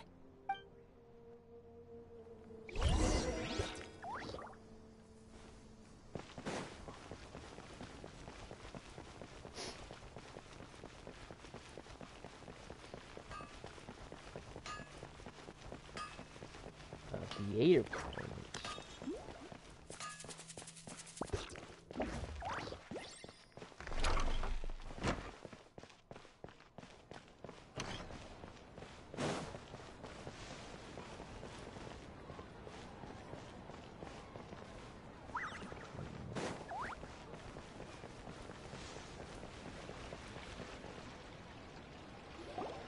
Were you not aware that the law prohibits taking place without prior permission?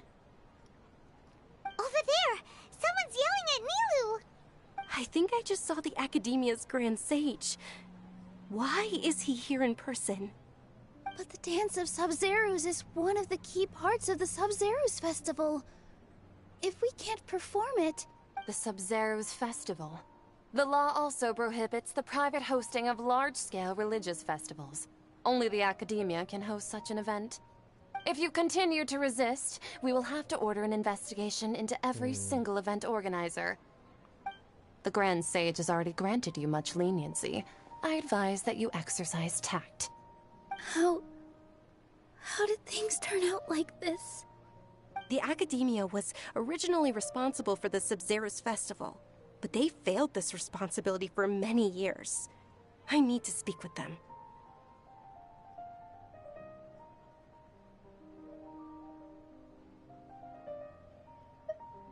This is a hard pill to swallow, but you're right. Things would only get worse. Art, dance. Aren't you ashamed of pursuing such frivolous and meaningless activities in this land of knowledge and reason? Our Archon created the utopia that is Sumeru City for all scholars who sought validity, verity, and truth, while people like you wish to defile it. No. I believe that our Archon never rejected the arts. Even the goddess of flowers dedicated a dance to her. With your lack of intellectual credentials, I do not believe you are qualified to debate with me. What you should be doing is finding workers to tear down this ridiculous eyesore. When we return, have the scribe draft an ordinance before the next Nyargarbaha Day that prohibits public art performances. We will announce it to the public later via the Akasha. Understood. I will inform him when I return.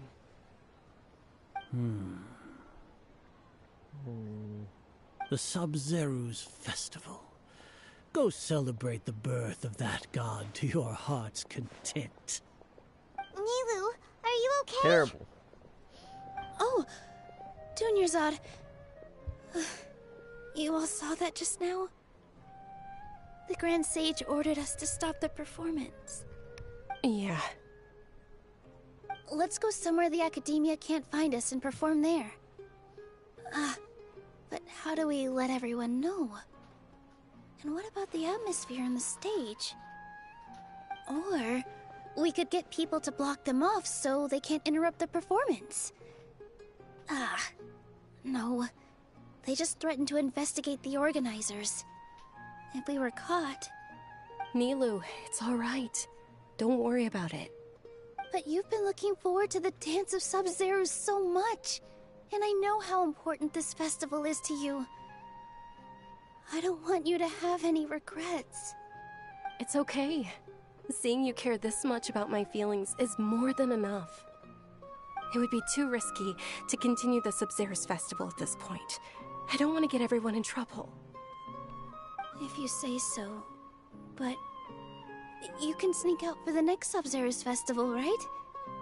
We'll make sure the next one is a smashing success.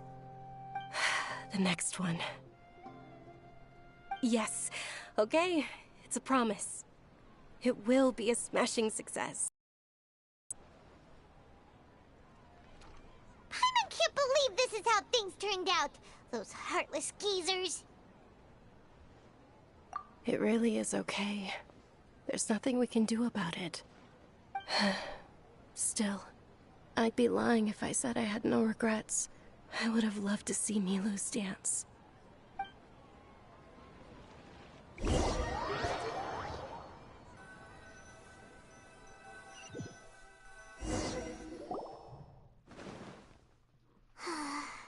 A lot happened today. It's a shame the festival ended the way it did. Nilu and Dunyarzad promised to make the next Sub-Zero's festival a success, but Dunyarzad is running out of time.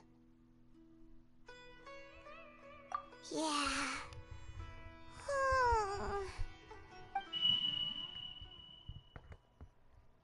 All connections have been secured to construct the most stable framework possible.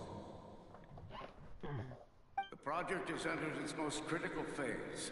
Power has begun to flow from...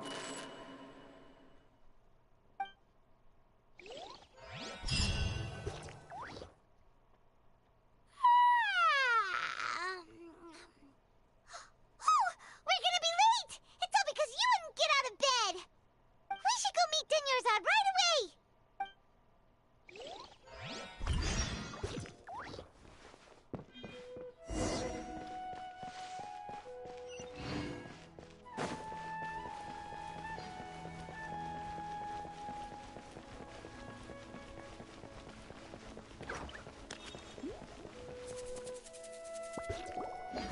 Good morning, Dunyarzad. Sorry we're late. Not at all. I arrived early. You seem kinda tired. Did you not get enough sleep? I'm doing well. There's no need to worry. Shall we go? Let's start with the stalls over there.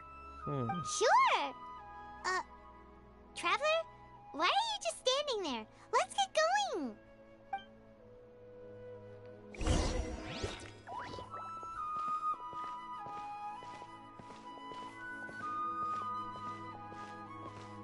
Ooh, they're selling food over that way! Let's go take a look!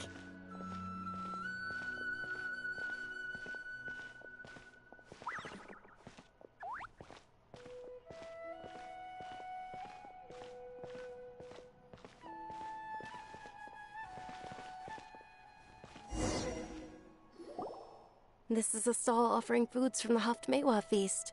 You're quite well informed, miss. I thought most people nowadays wouldn't know. They're all plants! Oh, Paimon's a little disappointed. Actually, what is the Haft-Mewa feast you mentioned just now? It's one of the Sabzerus festival's traditions. People used to set their tables with It's a 7 loop. different foods to symbolize the 7 virtues of the Dendro Archon.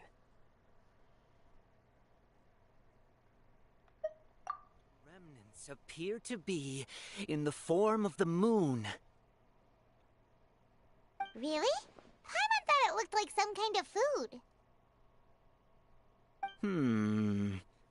The moon signifies... It's escaping me for now. Wait a moment. Is he really looking it up in a book? Oh, right. It means illusions and lies. But if you trust your intuition and overcome your fears, the sun will surely rise. Understood. I'll keep that in mind. Oh, it's nothing. I'm just learning as I go. Guess that was still pretty interesting. Okay, on to the next stall. So, where to next?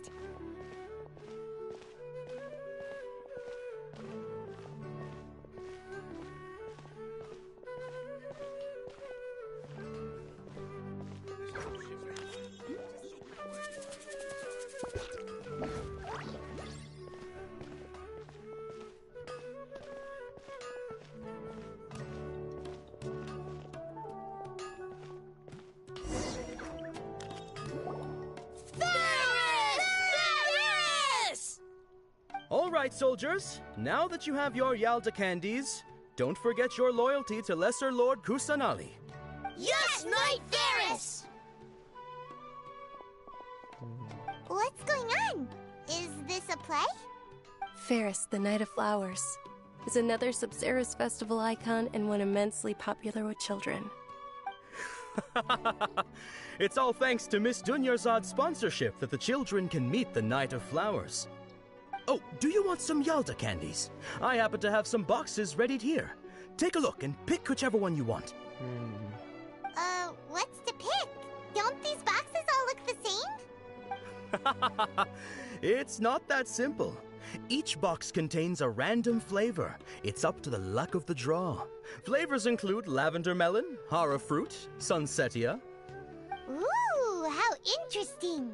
And there's also lizard tail and oni kabuto. Ugh, why do those flavors even exist? Traveler, help Paimon pick one. Paimon wants to eat the Sunsetia flavor. Great! These boxes of candy are numbered 1 to 5 from left to right.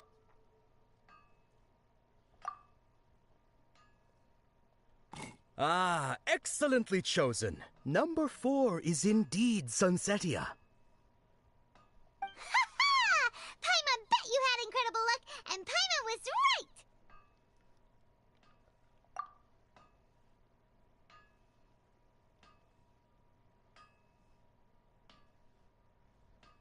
Huh? How's that possible? It's obviously random.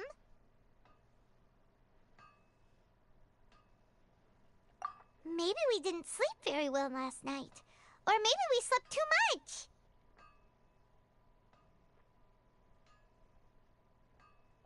Oh, sure. Huh? Where are you going? You're just gonna walk off like that?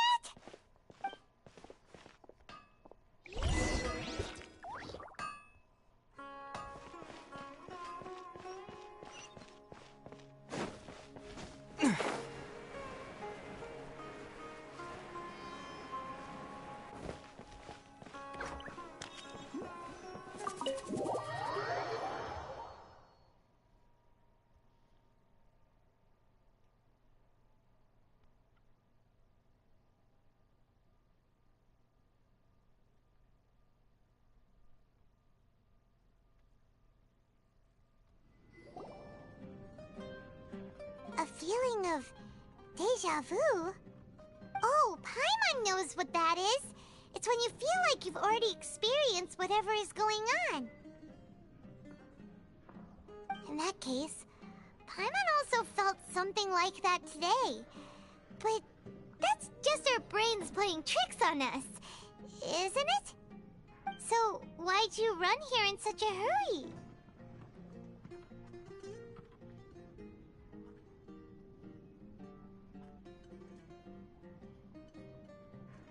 So that's it! You're intentionally doing things you usually wouldn't and seeing if you still get that same feeling of déjà vu. Welcome, you two! Are you here for lunch? What would you like to eat? Got it! You don't look like you're from these parts, but I gotta say, you've got good taste. I'll give this order to the kitchen. Charcoal-baked Angelina cake? Isn't it that burned thing that didn't look tasty at all? Oh, Paimon understands what you're trying to do now. You'd never normally order something like this.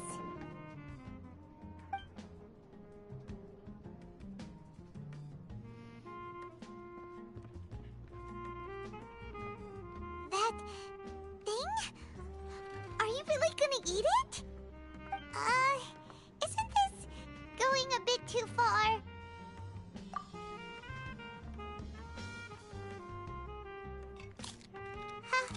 How was it? The look on your face is telling Paimon that it tasted awful. Then, you mean... That's impossible! We were just talking about how gross it looked! So, would this be a case of taste bud deja vu?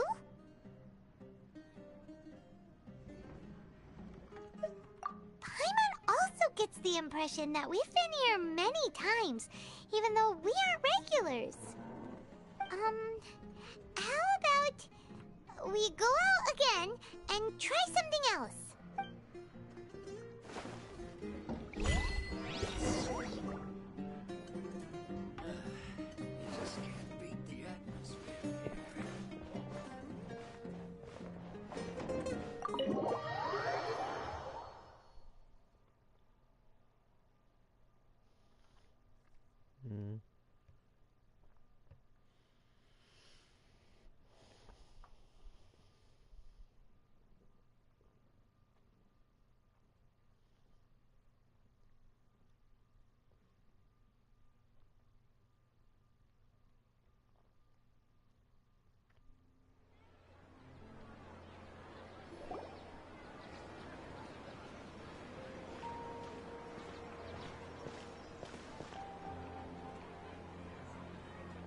Hey, Dinyarzad is sitting by yourself on that bench over there.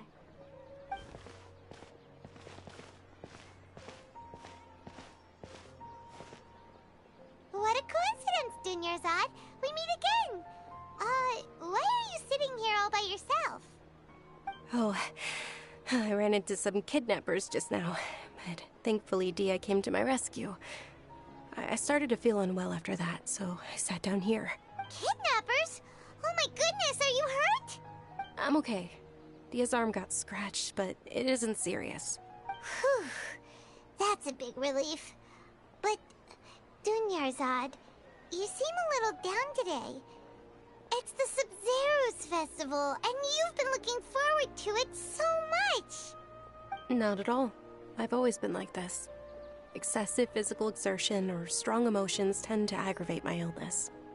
Besides, no matter how amazing today may be, it is but a single day. After however many more days, my time will come to an end. She sounds so dull, like there's Paimon no emotion. doesn't quite follow you, and Paimon feels like something's really got you down right now. It really is fine. I don't mind.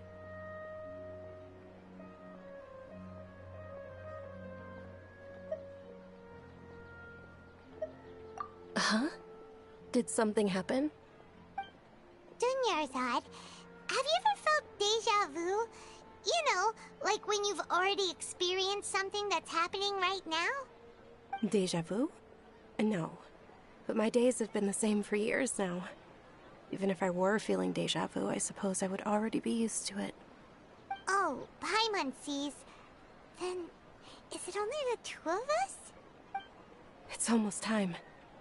Huh? Time for what? Nilou's Dance of Sub-Zerus is about to begin. Let's go. Again?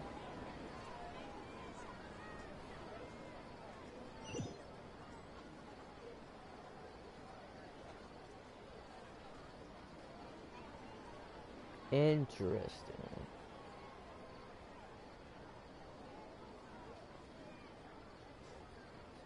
With your lack of intellectual credentials, I do not believe you are qualified to debate with me. What you should be doing is finding workers to tear down this ridiculous eyesore. Can I slap when your we return, nose off? have the scribe draft an ordinance before the next Nyargarbaha Day that prohibits public art performances. We will publicly announce it later through the Akasha.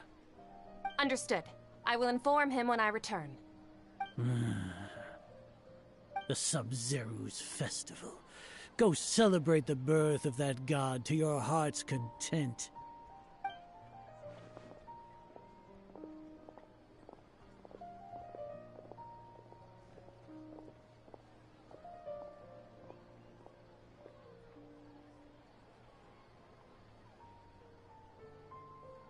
Nilou, are you okay?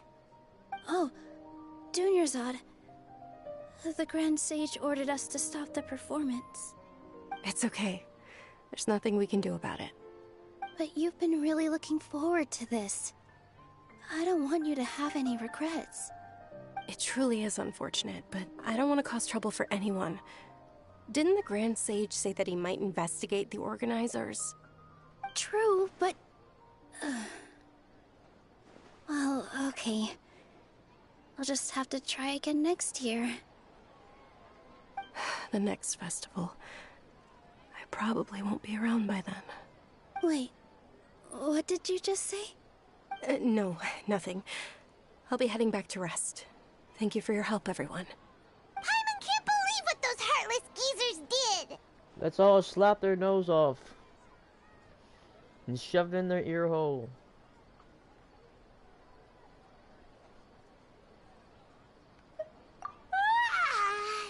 Did Dunyarzad already go back? We should also return and get some sleep.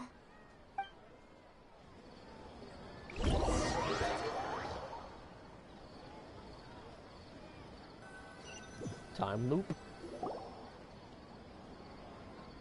So, in the end, you still couldn't figure out what that deja vu feeling was all about? Maybe it really was because of exhaustion.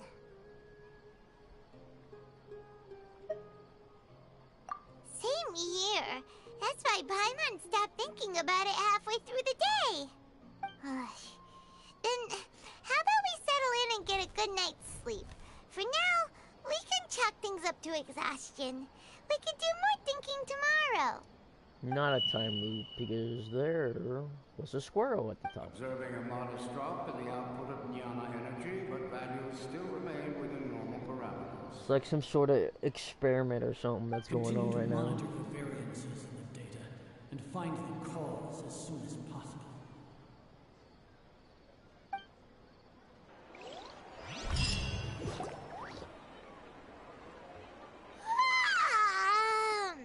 Why does Paimon feel so tired after so much sleep?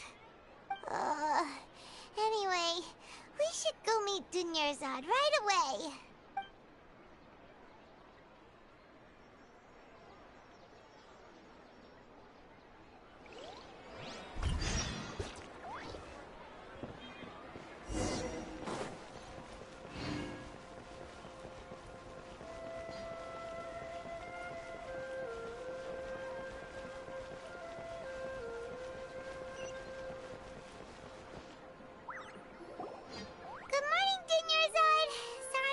You waiting?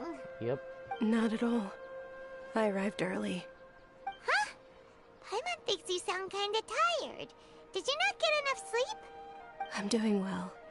There's no need to worry. Shall we go? Let's start with the stalls over there.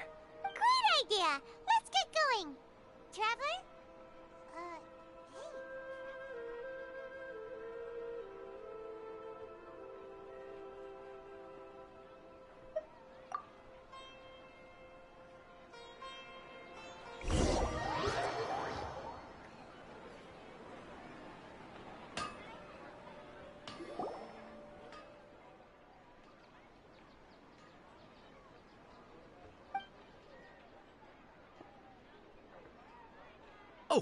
Are you interested in Yalda candies? I have some boxes of candy here. Pick whichever one you want. Not much of a choice. All these boxes look the same. It's not that simple. Each box contains a random flavor. It's up to the luck of the draw. Flavor. They all sound pretty tasty. And there's also Lizard Tail and Oni Kabuto. Huh? What were those last two? He'll help me choose. Paimon wants to eat the Sunsettia flavor. No problem. These boxes of candy are numbered 1 to 5 from left to right. Which one do you want? Oh, I like your confidence. At all. Oh, congratulations! Number 4 is indeed Sunsettia.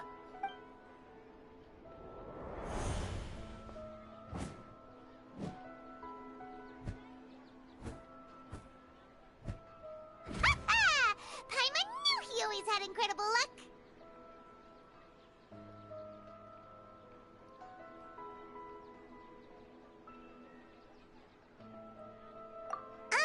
Paimon's not really interested in the other flavors. Ah, wait. How did you know? Don't tell me that you already knew which flavor was in each box. What? He was right about all of them? That couldn't have been luck. How is this possible? I packed all those boxes this morning, and they've been sealed ever since. You couldn't have known beforehand. Mind reading? X-ray vision? Or some kind of magic trick? This is way too freaky. Tell us what's going on. Since when did you get superpowers? Traveler?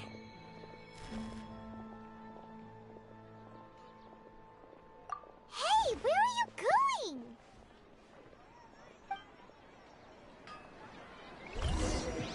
What's going on?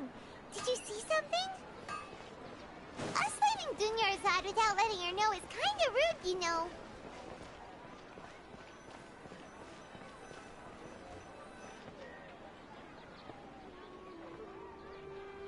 Hey, I saw you. You get back here. Saw you.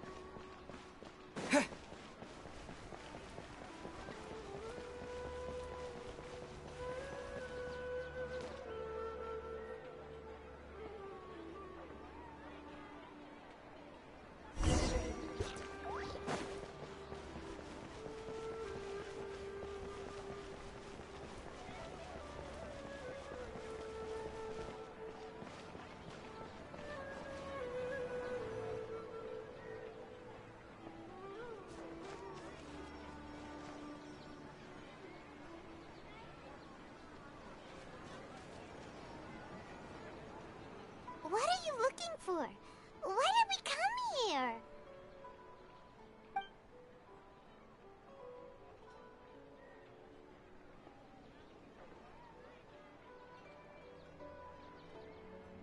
Traveler?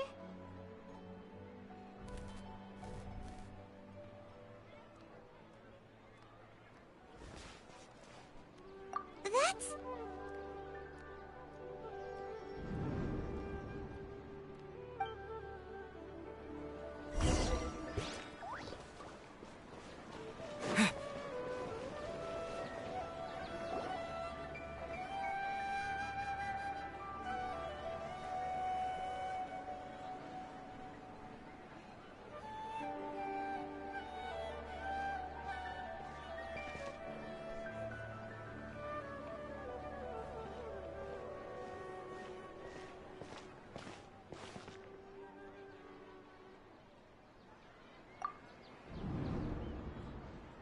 Look! That's... Isn't that Dunyarzad?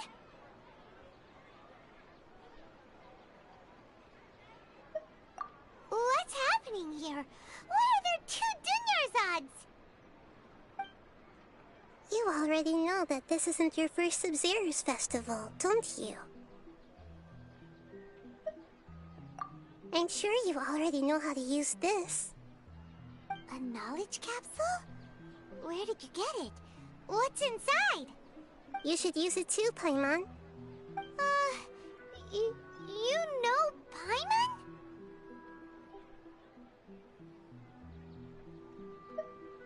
Well, this seems kinda sketchy, but Paimon feels like this is what we should do.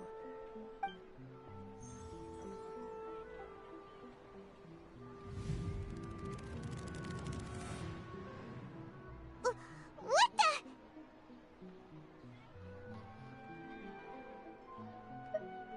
This is our 20th time at the Sub-Zero's festival? Huh? No.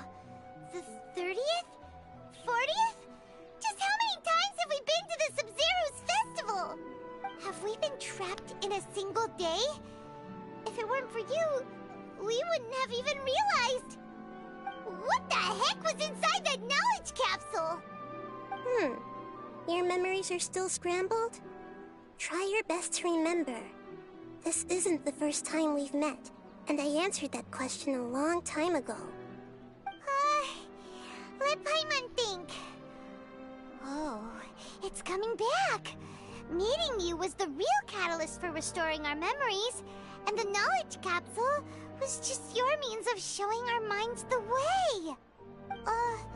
What about everyone else? Why are you only helping the two of us? Your sense of deja vu is stronger than everyone else's, yes?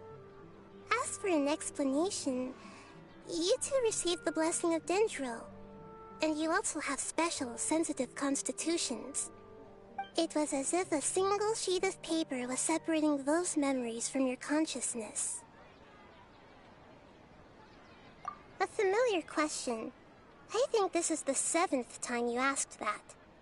As you can see, she isn't doing well. You probably sensed it too. The Dunyarzad you were just with is different from the first Dunyarzad you met.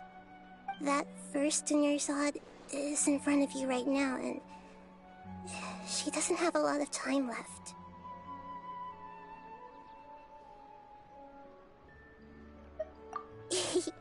Looks like you're almost done sorting out your brain. Oh yeah, I'm Nahida.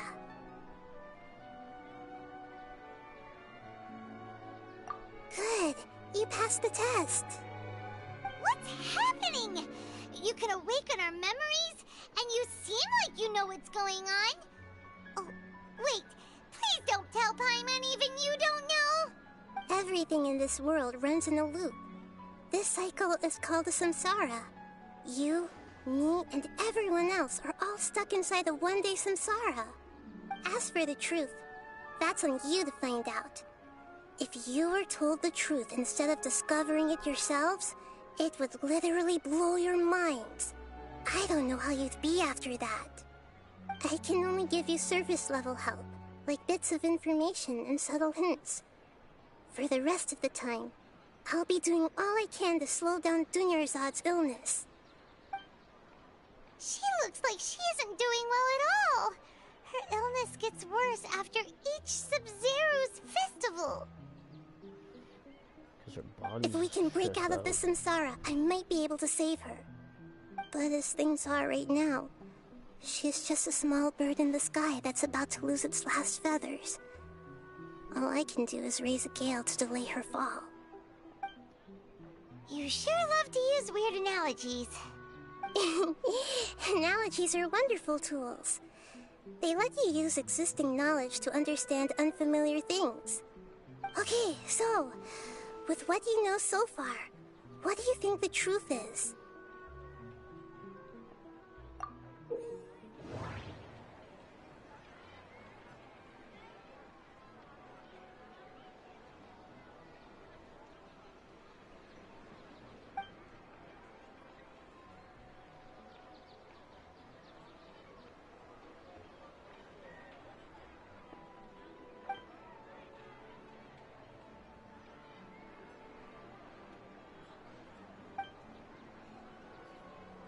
We've already experienced the Sub-Zero's festival many times, and the day of the festival seems to be in a perpetual samsara.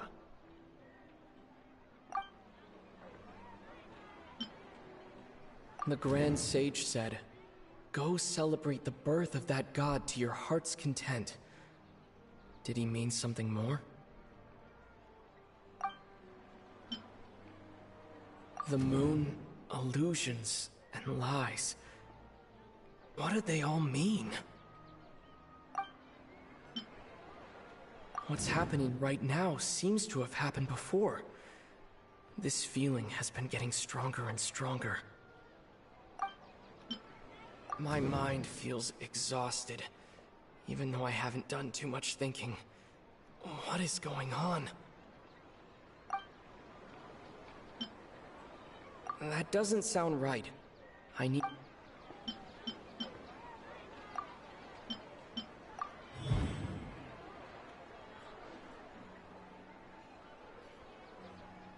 That should be it. The flow of time is endlessly cycling within one single day.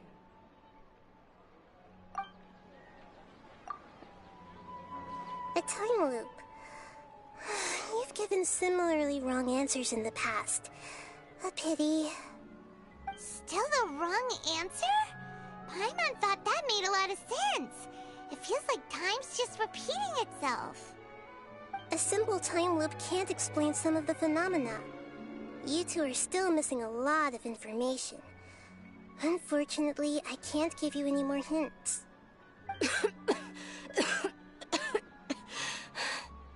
Dunyarzad.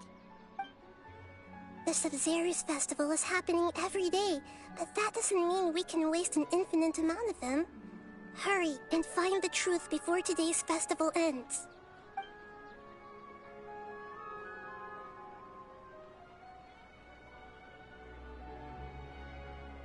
Let's think about our current situation. To save Dunyarzad, we have to escape the samsara of the Sabzeruz festival. And to do that, we need to figure out what's happening. The truth. Nahida rejected the idea of a time loop, so we must have missed something, right? Paimon's memories say that we've already done this many times, but let's go talk to people again. It's more productive than sitting here and scratching our heads. Why don't we start with those stall owners?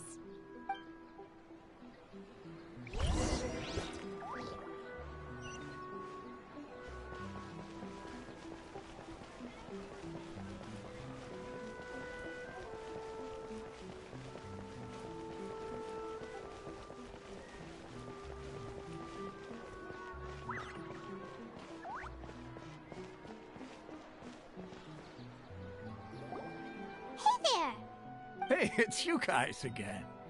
Where's your cultured friend? She's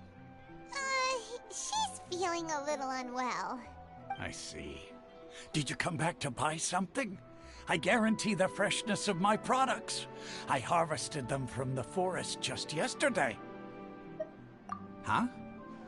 What brought this about? I hurried back from the forest yesterday, and I'm selling produce here today. I haven't felt anything strange. To put it another way, if you really think about it, was yesterday truly yesterday? Did you actually come back from the forest yesterday? What kind of philosophical nonsense is this? Are you two daydreaming? Didn't you know that no one dreams in Sumeru? Go somewhere else if you want to find someone to daydream with. Interesting. He actually has a point. Is this a dream? Is everyone dreaming? True. It's so weird that people here don't dream. Why is that? Anyway, if this all really were just a dream, we would have woken up a long time ago. Let's keep asking around.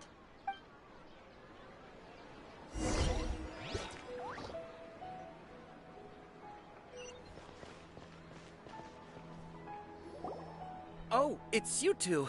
Was my divination so accurate that you felt compelled to compliment me in person?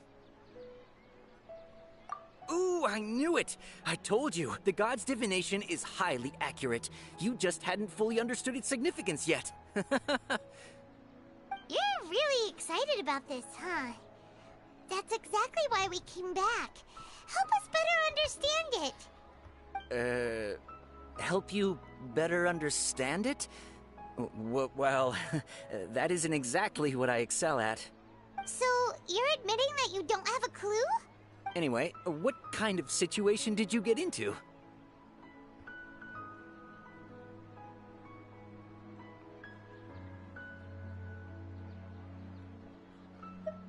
Huh? Hold on a second. I thought you guys just lost your wallet or fell for a scam. What you just said, are you serious? Does that kind of thing actually happen in real life? Paimon knew you weren't going to believe it.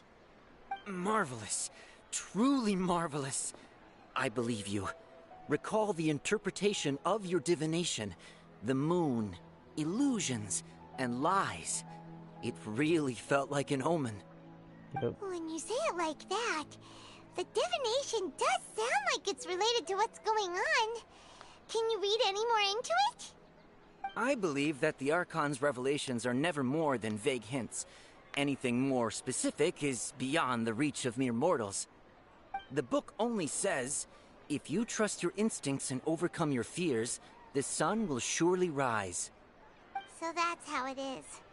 Looks like fortune-telling is just fortune-telling. It's no good for practical problems. We haven't made any progress. Who else can we talk to? Deo. Paimon remembers that we tried talking to her a couple of times, but she always thinks we're playing pranks on her. You think she'll brush us off again? Yeah, if we tap into Dia's strong sense of responsibility as a mercenary, then she'll definitely take us seriously. At this time of day, Dia's probably just finished beating up those kidnappers. Let's go find her.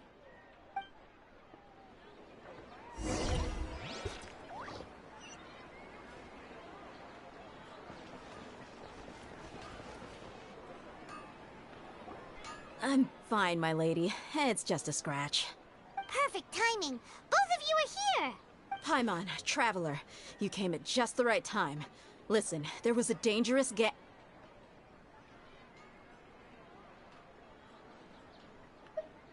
Huh? You saw?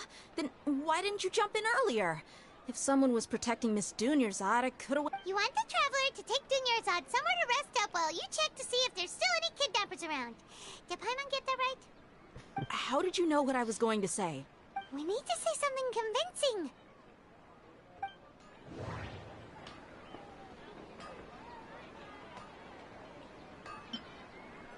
Dia sold her greatsword to raise additional funds. And then she was injured because she wasn't used to her new weapon. Tell her, Traveler!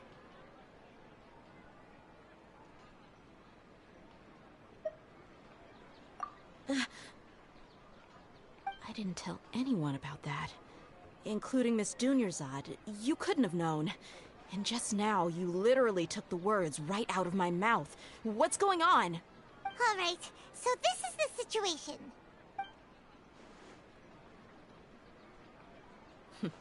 It's kinda hard to believe what you just told me. First, let me make something clear. Most of us desert dwellers might not be the scholarly type, but we do have basic common sense. She's quieter than usual. Uninterested in anything and really gloomy. Yeah, she isn't the same as before, but her parents said that this is how she was like at first. Huh? At first? I don't quite understand what you're all talking about. I'll go rest on the bench over there. Sure. Angry? All right, I'll give you the benefit of the doubt since you knew about my greatsword. Let's make this a quick trip. Miss Dunyarzad isn't completely safe here. She's not real. It's not the real one.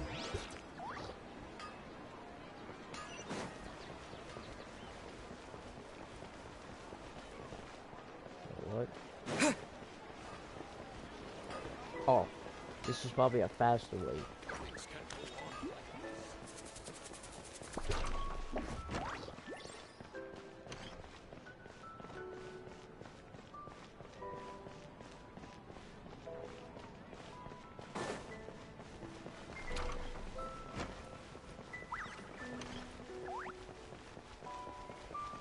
Lure?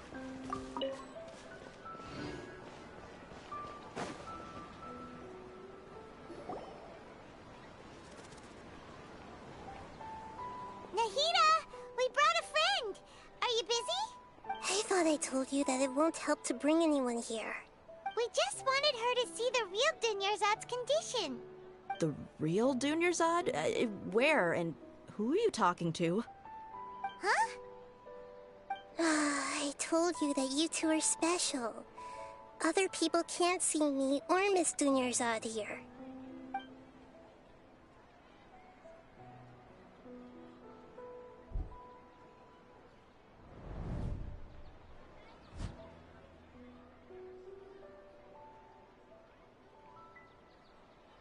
Hold on. Over there. Is that? Wow. How perceptive. Does she have invisible antennae? Miss Dunyarzad, she's lying down here, isn't she? How's she doing? Her condition's really bad, and she's basically in a coma. How did you know she was here? I can sense her aura. There are also lingering feelings of something like regret or disappointment. What happened? Do you believe us now? The Sub-Zero's festival has been repeating itself. So, you think the sages are behind this? Yeah, they've always been against us. Wouldn't surprise me if they're using the Akasha to intentionally repeat the Sub-Zero's festival as a sick joke. You have a point. Aside from the Dendro Archon, the Academia's sages are the only ones in Sumeru who could pull off something like this. Maybe there's more to the Akasha than we know. Right! Didn't you awaken our memories using something that looked like a knowledge capsule? That means you must know something about the Akasha! The Akasha relies on the power of a gnosis to operate, as it is the manifestation of the God of Wisdom's power. It compiles the wisdom of the entire populace, and it grants knowledge to the people.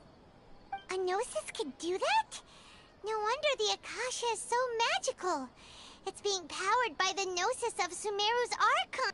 She said, and Paimon quotes, "The Akasha relies on the power of a gnosis to operate, as it is the manifestation of the God of Wisdom's power.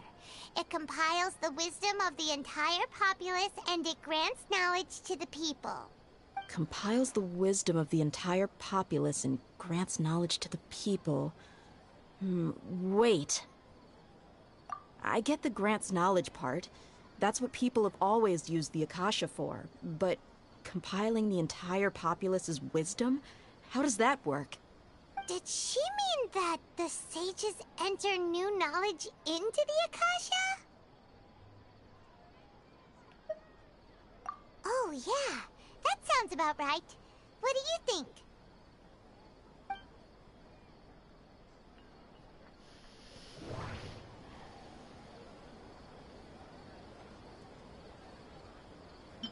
Okay, Nahida said the Akasha relies on the power of a gnosis to operate, as it is the manifestation of the God of Wisdom's power. It compiles the wisdom of the entire populace, and it grants knowledge to the people. My mind feels exhausted, even though I haven't done too much thinking. People in Sumeru don't dream. What a strange phenomenon. What's happening right now seems to have happened before. This feeling has been getting stronger and stronger. That doesn't sound right. I need to carefully think things. That doesn't sound right. I'll get it eventually. You mean the Akasha is causing our mental fatigue? Huh. Now that I think about it, my head's been feeling unusually heavy. When the desert dwellers set off on their quest for knowledge, a sage once said, knowledge always comes at a price. Compiling the entire country's knowledge. You think The Akasha pulled a 180 and is extracting information from us? Who knows? The Akasha can put knowledge into our heads, so who's to say that it can't also poke around in there? We don't know any specifics. What's the point of doing something like that? Just think about it. If you could combine the knowledge of every single person in Sumeru, then you can basically turn Sumeru City into a single massive brain. This hive mind could make breakthroughs in problems that even the smartest geniuses can't crack. An excellent deduction. And the analogy comparing Sumeru City to a massive brain? I love it.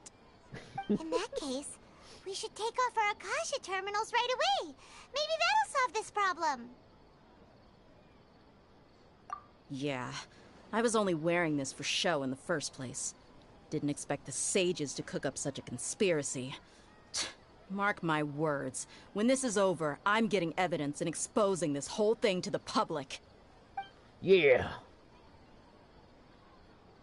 How does everyone feel? Huh? What is it? Oh, that! Paimon knows what you're talking about. It's a single soft beep that sounds like it's coming from the Akasha terminal.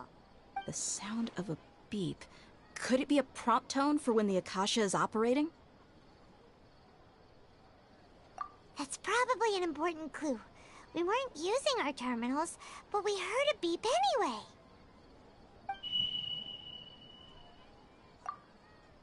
Traveler, did you hear that? I heard it too. Our ears aren't messing with us. There was definitely a beep, but it sounded like it was coming from inside my head. We took off our Akasha terminals.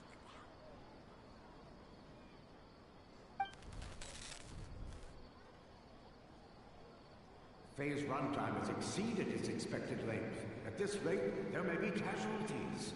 But we cannot lose all of our progress. What happens if you lose a couple of people? These sick fucks.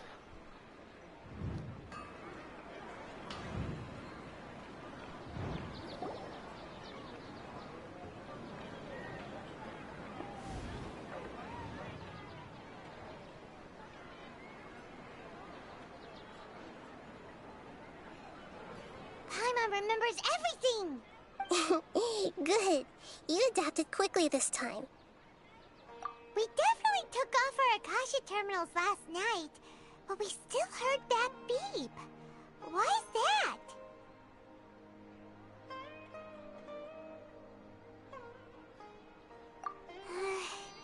But now we can at least confirm one thing.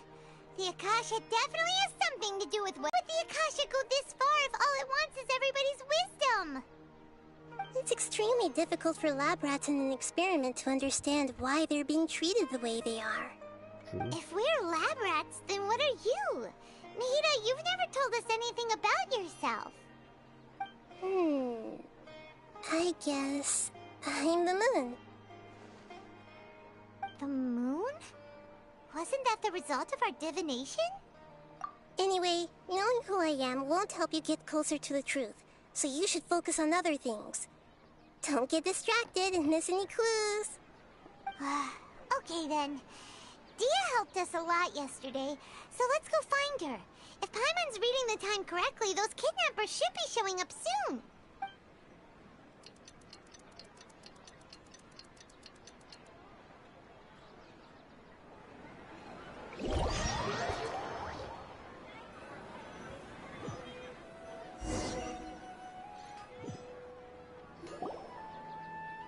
Ah, there you are. I've already taken care of those kidnappers. My lady. What's wrong? Why are you both gawking at me like that? You didn't get hurt this time. Huh? What do you mean this time? Why are you so surprised that I managed to get out unscathed? Those kids were amateurs.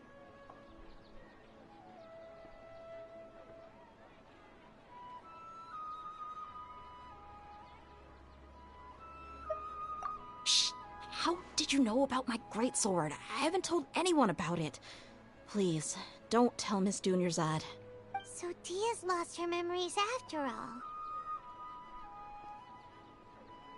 Anything strange? You already know that I got a new greatsword. If I had to say something, it's weird how such a new weapon could feel so familiar. It's as if I've already used it to fight a countless number of battles. You're saying that although you don't remember using it, your body feels like it does? That's right. Both mercenaries and warriors heavily rely on muscle memory. There's a glow. Only knowing the theory of battle won't get you anywhere. Traveler, what do you think?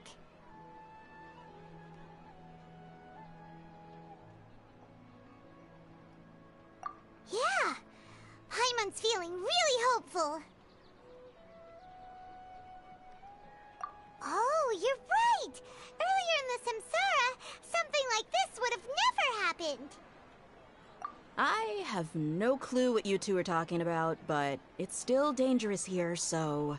So you want us to take Dunyarzad somewhere else to rest while you check if there are still more kidnappers around, right? How did you know what I was gonna say? Can you read minds? Forget it. Go and do your thing.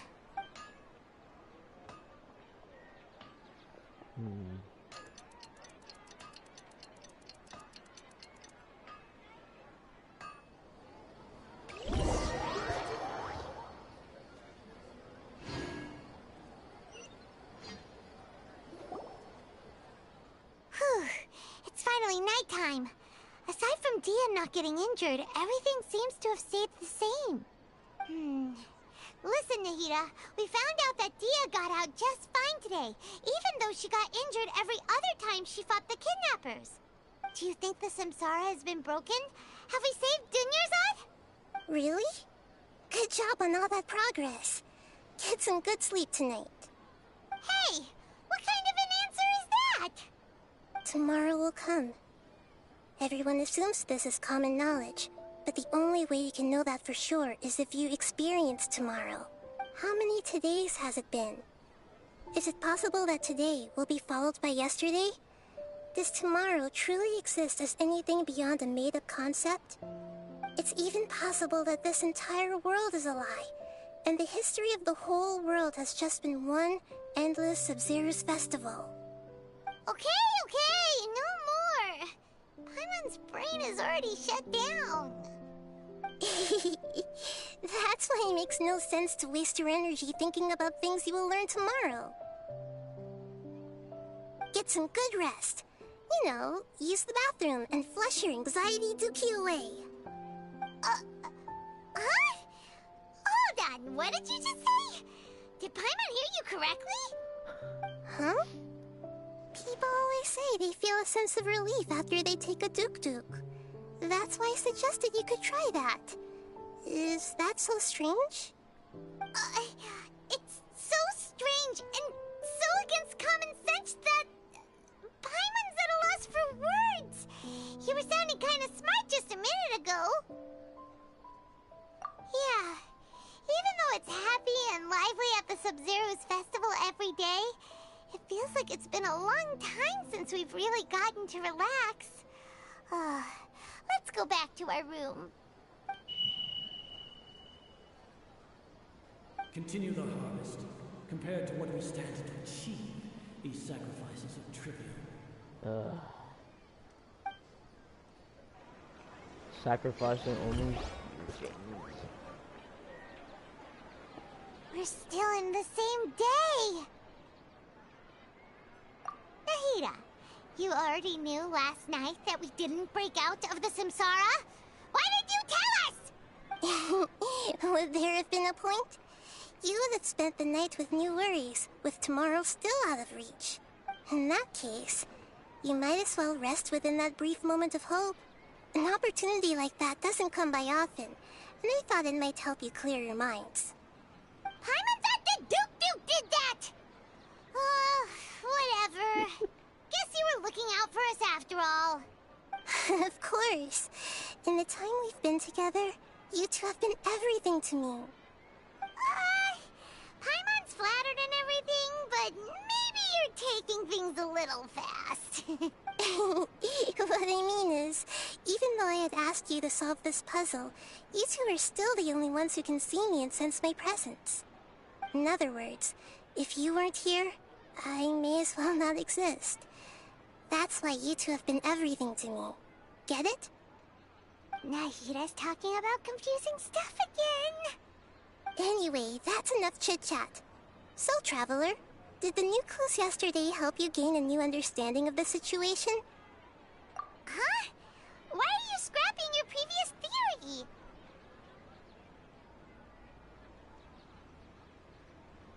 Oh yeah, you're right! Gosh, how did we not notice that? In a simple time loop, people's physical conditions should also reset. Yep. So, what's your new hypothesis? The moon, illusions, and lies. What do they all mean?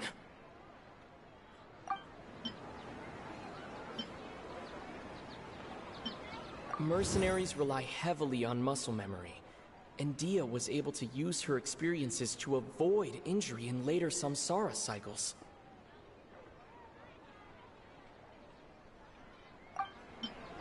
The beep is a prompt tone for Akasha operations.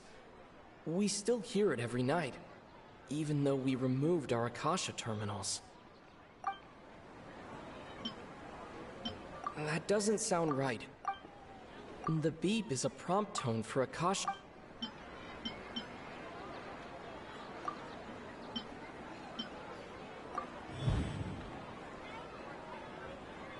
If all our memories of a day are erased at the end of that day, then we would unwittingly relive the same day again and again.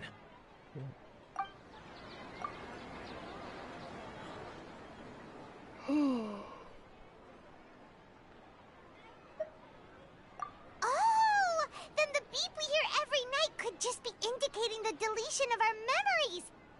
That's why, when we wake up, everyone thinks the Sub-Zero's festival hasn't happened yet. It's already the next day, but everyone still thinks it's the day before. Yep. But muscle memory can't be erased. That's why Dia has been getting better at using her greatsword. Now everything makes sense. A brilliant deduction. Nahida, tell us if we're right or wrong. To put it simply, it's as if you've mistaken a pyro crystal fly for a firefly in the night. You lost sight of its true nature because you focused too much on your perception that it glows. That isn't simple at all! Why don't you go talk to Miss Dia again? You might learn something new. Right! She did help us find our latest clue after all. Let's go!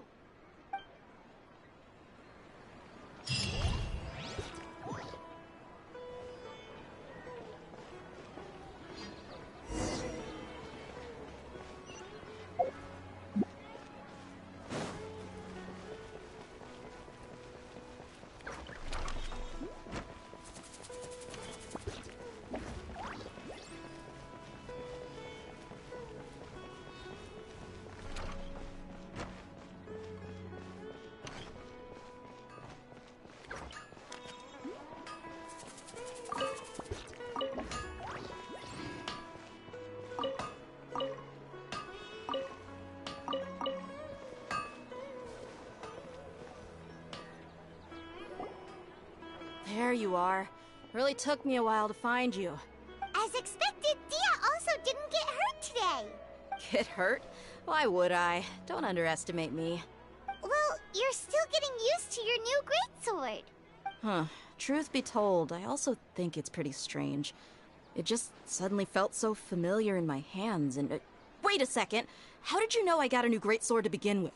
I didn't tell anyone about it. Traveler, could you explain the situation to her today? Paimon's gotten a little sick of doing it. Oh, that works.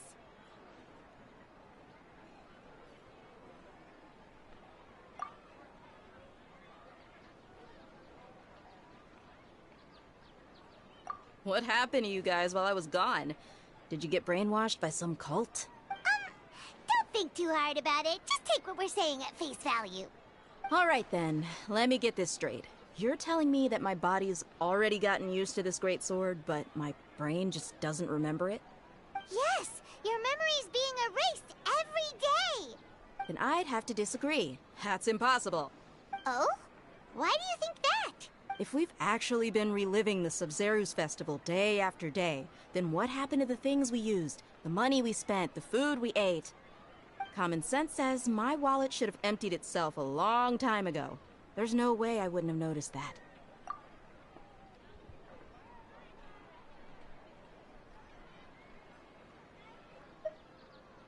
Right!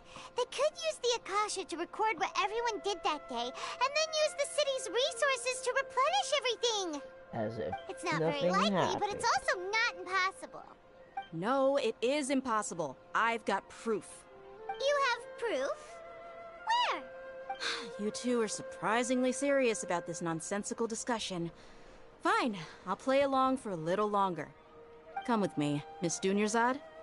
Please come along as well. I still can't guarantee that this area is safe. Me? Paimon can't believe it's Dia who wants to show us something this time. 2 days ago, we were the ones taking her to see Dunyarzad.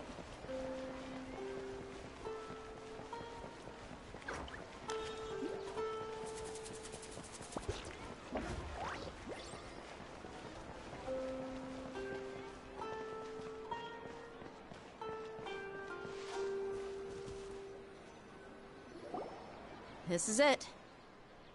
Huh? This is a wooden training dummy.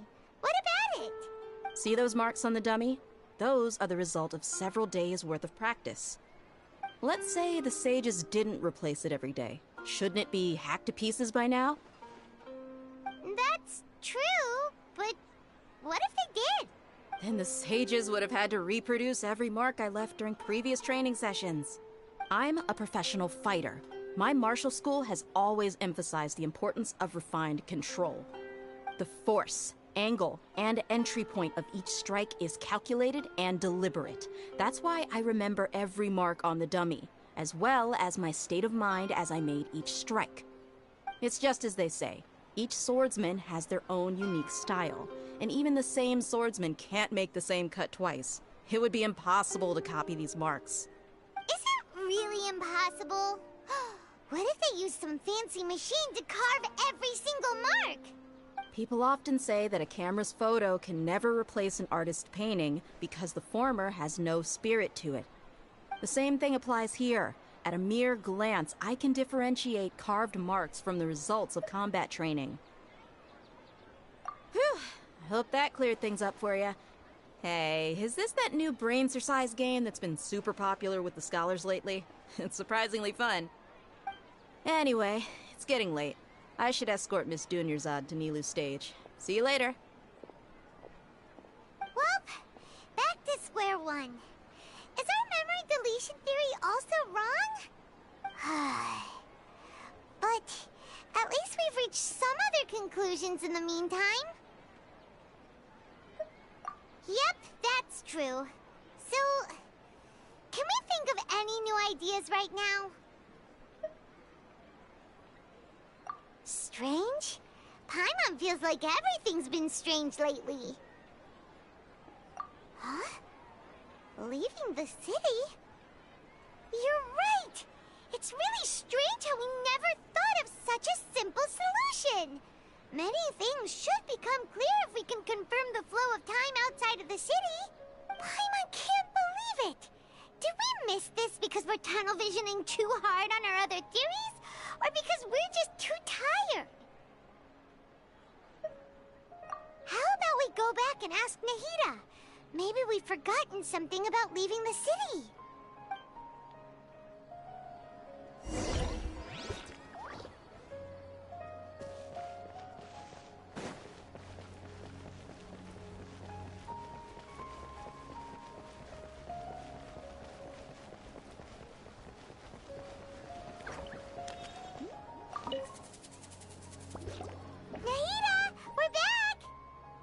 Early today. Did you find something new? Sort of. We're mostly sure now that we're not in a time loop. And we also aren't in the real world. But at the same time, we have a new question. Leaving the city. As far as I remember, you've mentioned your plans to do that twice before. We did? But we don't remember anything. What happened after we talked about those plans? What did we say when we got back? Let me think. I don't think you ever actually told me what the outcome was. Oh, it's probably more accurate to say that both times you never came back the whole night. But you two sometimes stay out the entire night anyway, so at the time, I didn't think too much about it. It is true that sometimes we lose track of time during our investigations. Before we know it, it'll already be the next day. But still, neither of us remember anything about leaving town. Really? That's kinda strange. In theory, I should have already awakened all your memories. Yep, something here's definitely fishy. Let's get to the bottom of this tomorrow.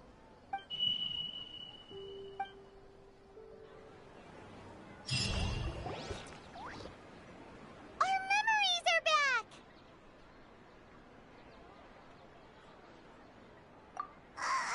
About that... Well, where should Paimon begin? Traveler, aside from your memories that were just restored, I have another message for you. Listen to it and you'll understand. Can't go back. There are countless spaces here. Our Sabzeruz festival in Sumeru City is just one of them. Traveler, you should be missing 2 days worth of memories. Paimon will fill you in. It's time to carry out our plan from yesterday. Okay, let's go!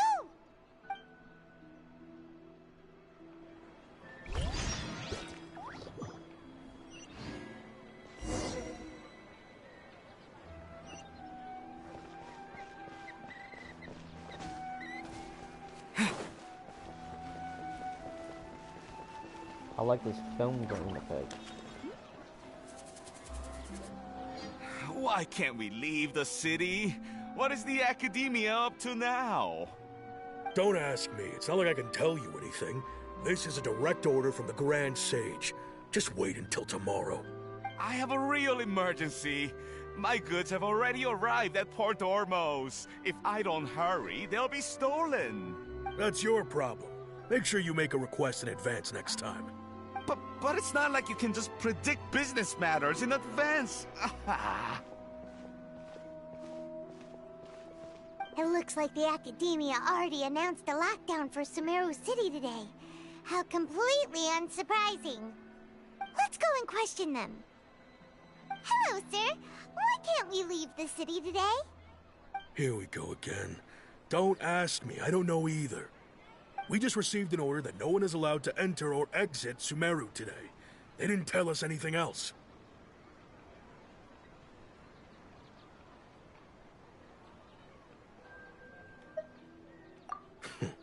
Angering me won't get you anywhere. If I had that kind of insider info, I would have left this stupid post long ago. It looks like he really doesn't know. If we can't get anything out of him, let's take matters into our own hands. Yeah. Why don't we climb over the walls? Those guards can't be everywhere at once. This is a good spot, and the guard hasn't noticed us at all. Let's hurry! Huh? Why? Are you going to leave Paimon behind? But what if things get really weird out there and you get into some trouble? Then Paimon won't be able to help you. Oh, Paimon knows that Paimon can't do much, but we've always been together, haven't we? Okay.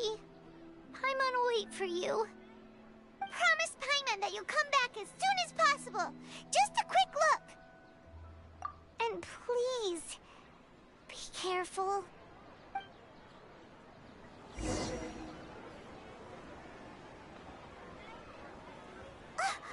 Memories!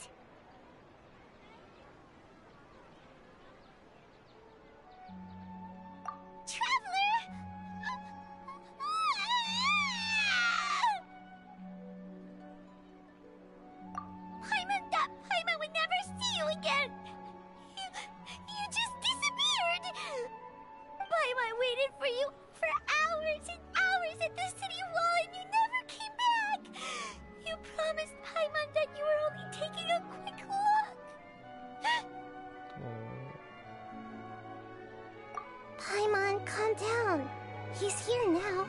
I don't think he understood what you were saying. Paimon doesn't care! Paimon wanted to go look for you, but you also said that Paimon should stay! Paimon was so worried and so scared the entire day!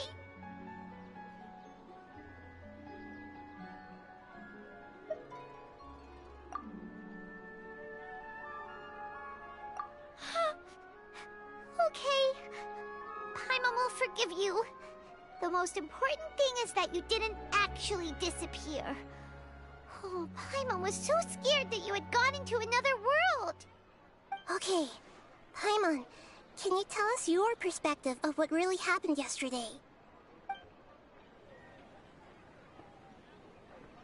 I see. Using two people's different perspectives. After that, you left the city. Paimon kept her eyes on you the whole time, but then you disappeared in an instant.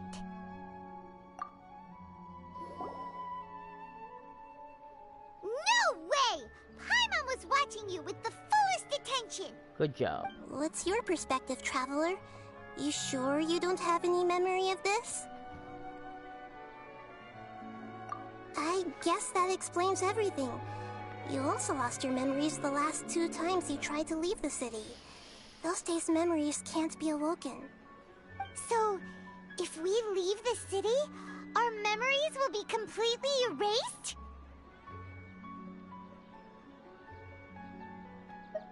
It really sounds like something big outside of the city is being hidden on purpose. But this way, we'll also never discover what's outside!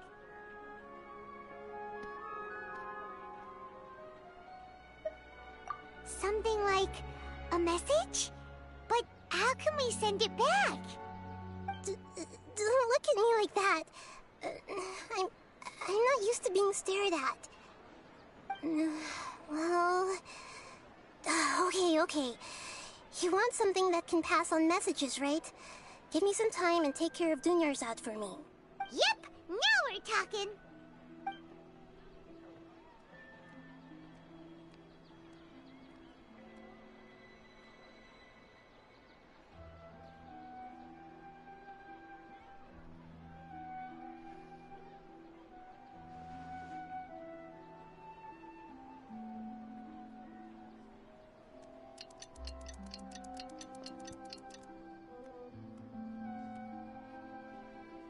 I'm done. Here you go. What? Isn't this just an Akasha terminal? I made some little changes. Akasha terminals are already capable of sending messages. I just tweaked it so that it could connect to any node. To make something like this? Nahida, you really know the Akasha like the back of your hand. Anyway, we can use this now to record a message, right? Yep. I'll help you save the messages. It should be pretty easy to use. I just can't guarantee the user's status and signal coverage when they're outside the city. We'll never know until we try. At least we're taking the initiative now. Let's go then. Let's expose those sages. All right. Paimon isn't as worried about being separated since it happened once yesterday. But Paimon still isn't happy about it. Okay, see you tomorrow, Traveler!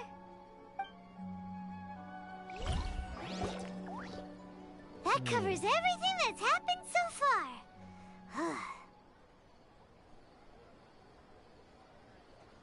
Yes, although the signal was choppy and had some interference, we still managed to receive 2 messages from you when you were outside. Okay, now that you understand what's going on, let's hear the messages together.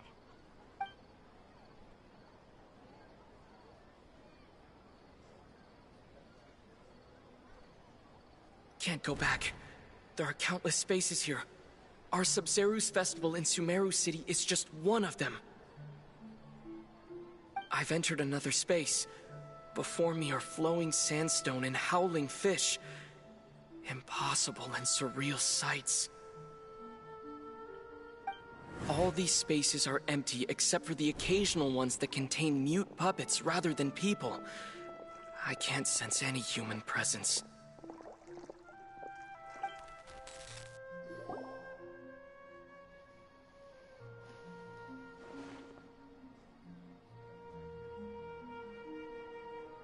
That's one heck of an info dump. It sounds like you left the Sumeru city space when you set foot outside of the walls. But everything looked completely normal when Paimon was looking out from the inside. That's unbelievable. And if we take your word for it, the other spaces all had very weird contents. There's another part here. We only received it last night. These spaces have been disappearing one after the other, absorbed by something like a sun in the sky. And now, even the final space has also disappeared. Behind me, a lot of spaces just appeared again from thin air. I get it now. Those spaces are actually...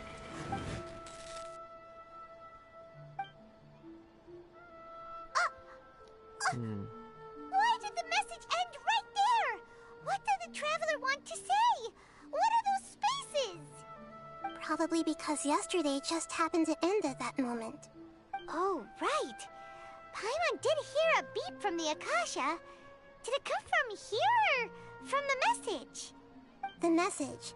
It should have come from the Traveler's Akasha terminal. After the beep, Traveler said even the final spaces also disappeared. Traveler, what do you think that final space could have been?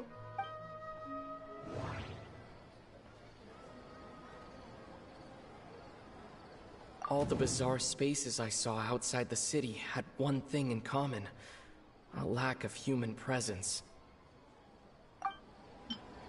My impression is that each day in this samsara only ends at the sound of that beep from the Akasha. Was that space actually the real world? But wouldn't a real space just randomly disappearing like that be catastrophic? All the bizarre spaces... That doesn't sound right. I need... Is it gonna be this one? That doesn't sound right. Oh. I need to carefully think... I'm just dumb. Oh, so that's what it is! After the sound of the beep, the final space, the Sub-Zero's festival, also disappears, and we're taken to the next day. Later on, Traveler also mentioned a bunch of new spaces materializing behind them. Do lots of new spaces appear every day? Paimon's head is spinning. Just what are these spaces anyhow? Well, consider this. For all the horrors of the Archon War, at its heart, it was just a game where a bunch of gods fought over 7 seats. So no matter how strange or spooky things may look on the surface, maybe all they point to in the end is a small and simple secret. Wow, the Archon War, huh? That's an analogy and a half.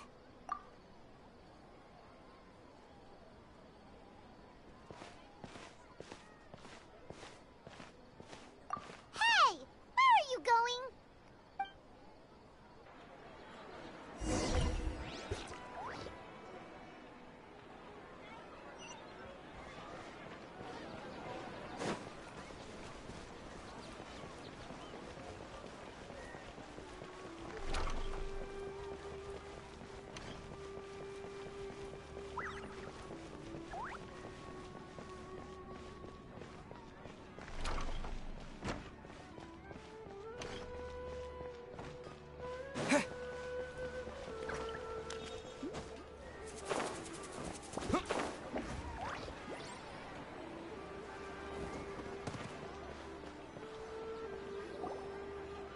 Do you want some alone time to think?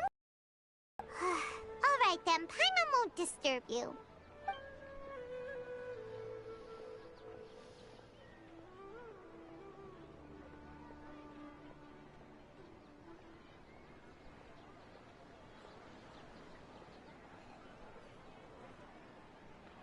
The dance of Sub-Zeros is about to begin. I'm going to go watch it. Okay.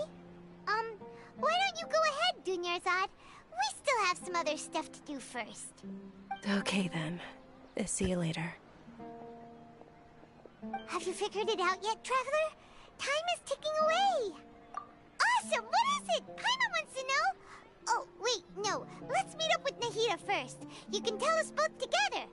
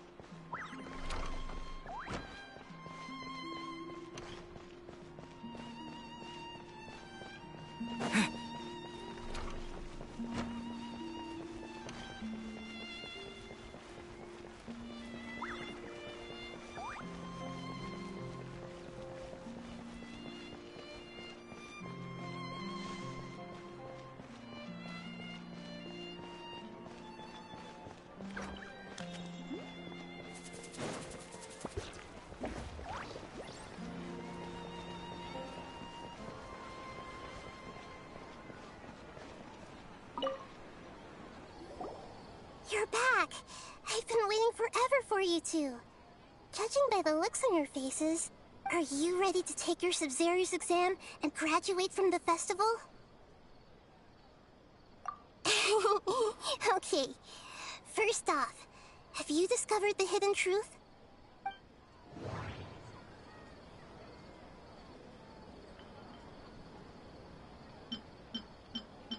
People in Sumeru don't dream. What a strange phenomenon.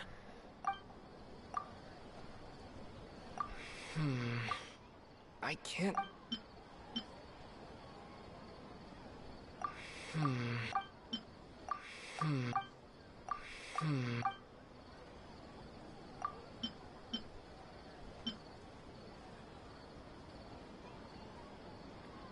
We've already experienced the Sub-Zero's festival many times.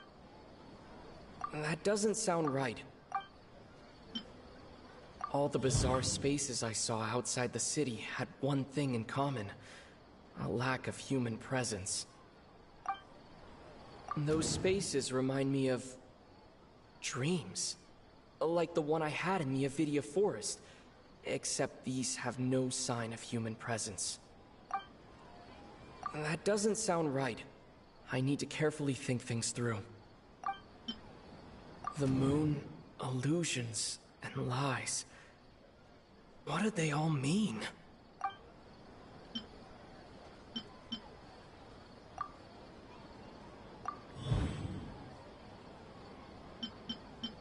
Okay, Nahida said the Akasha relies on the power of a gnosis to operate, as it is the manifestation of the God of Wisdom's power.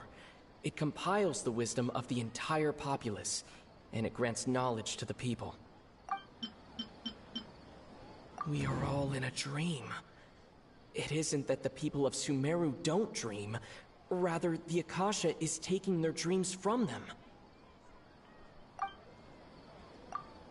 People in Sumeru think they don't dream, but the truth is the Akasha steals their dreams without them knowing it. And those spaces with no human presence are stolen dreams without their host. That would explain why they sounded so weird when he was trying to describe them. Huh. So people in Sumeru do dream after all. In fact, we're all in one big dream together right now. Correct answer. Now, how did you conclude that the Akasha is capable of this? The Akasha relies on the power of a gnosis to operate. That doesn't sound right. I need to It is the manifestation of the God of Wisdom's power. It compiles the wisdom of the entire populace. And it grants knowledge to the people. It compiles the wisdom of the entire populace. Oh, okay. Those dream-controlling creatures in the forest also get their power from the Dendro Archon, right? That would explain why the Akasha has the ability to control people's dreams, too. But is stealing everyone's dreams really how the Akasha compiles their wisdom? Isn't there anything more to it than that? Dreams are fantastical, complex, and full of imagination. People's brains are the most active when they're dreaming. In other words, dreams are rich bundles of human wisdom. So in other words, the complete opposite of how Hypatia understood it. Paimon remembers her saying that the sages think dreams are foolish delusions, and the fact that no one dreams is a blessing from Greater Lord Rukkhadevata. So it was all a dirty trick? The real story is that the sages from the Academia are using the Akasha to steal people's dreams for their own use, huh? Oh? By the sounds of it, you understand the current situation pretty well. So then, what about the Samsara? The beep is a prompt tone for Akasha operations. We still hear it every night, even though we removed our Akasha terminals. Those spaces kept disappearing before my eyes. But as soon as that beep sounded, many more spaces materialized. Those dreamscapes kept vanishing. But as soon as that beep sounded, more new spaces appeared. That doesn't sound right.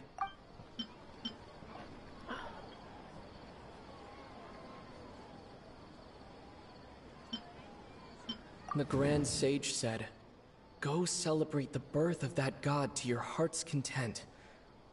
Did he mean something more? That doesn't sound right. I need to My mind feels exhausted. My mind feels... Oop, didn't even press that. We've already experienced the That doesn't sound right. I'm gonna do every single one. That doesn't sound right.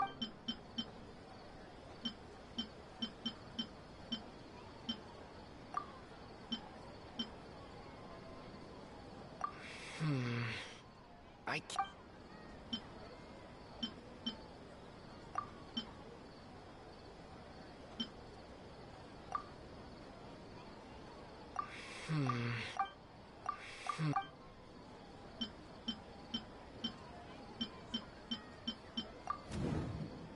I literally just did that a while ago, and it didn't. You bitch. Correct. The Akasha is keeping each person's brain in a constant dream state, but also separating their consciousness from their own dream. Their disembodied consciousness is placed inside the collective dream of the Sabzeruz festival along with everyone else's, while their now vacant dreams are harvested by the Akasha. No one is any the wiser as another day passes in the dream, and so begins another samsara cycle. People wake up to yet another dream about the Sabzeruz festival. The dreams that belong to them are once again harvested by the Akasha, and so it continues. So, this is like a dream factory, and the Akasha is a dream harvesting machine. Did Paimon get that analogy right? Very good, Paimon. Using analogies well is an excellent habit to get into. Okay, so that beep we keep hearing is actually from our real-life Akasha terminals. Taking off our terminals in this dream doesn't do anything. Alright, last question. Who am I?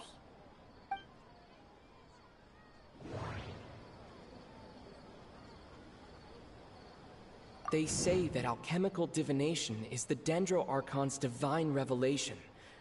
So then, if Nahida has referred to herself as the moon... So you noticed.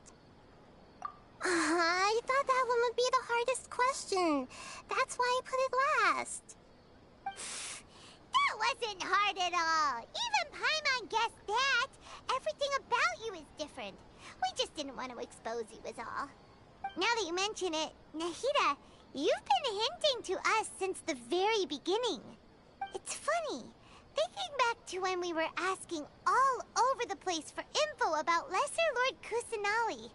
Paimon didn't expect to meet you like this. Yes, those can wait until we're back in real life. On the other hand, I'd be happy to answer any more questions you have about here and now.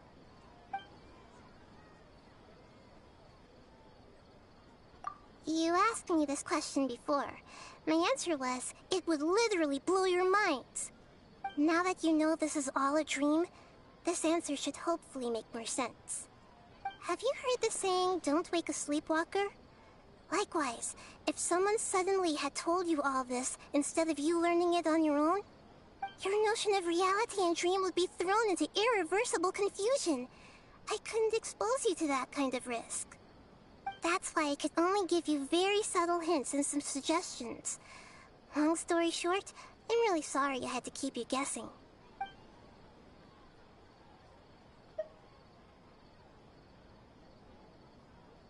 Firstly, this dream we're in is completely based on reality. People have already experienced this Sabzeruz festival, so it would be very difficult for them to find anything that strikes them as surreal. Secondly, you're probably wondering why people don't have any memories from earlier samsara, right?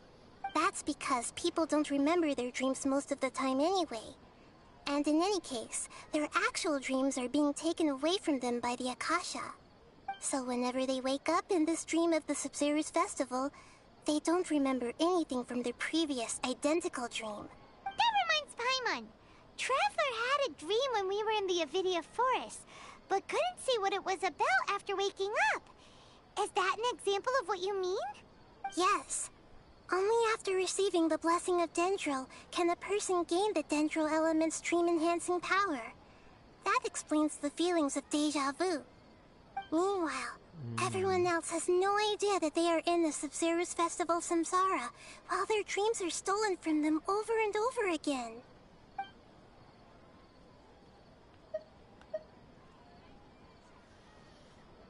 Can humans really keep dreaming forever like this?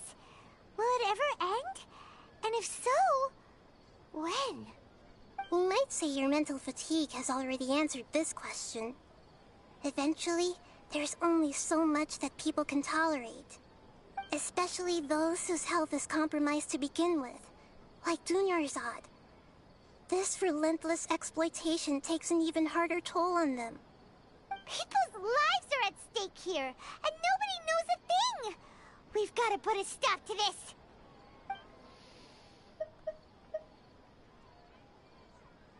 I know, right? Why did they have to base this dream on my birthday? Could it really just be a coincidence? Even you don't know the reason? Wow, now that's strange. The Academia sages are determined to harvest lots of dreams in a short time, no matter the cost. They have to be up to no good. Unfortunately, I don't know anything about it. Traveler, do you have any information?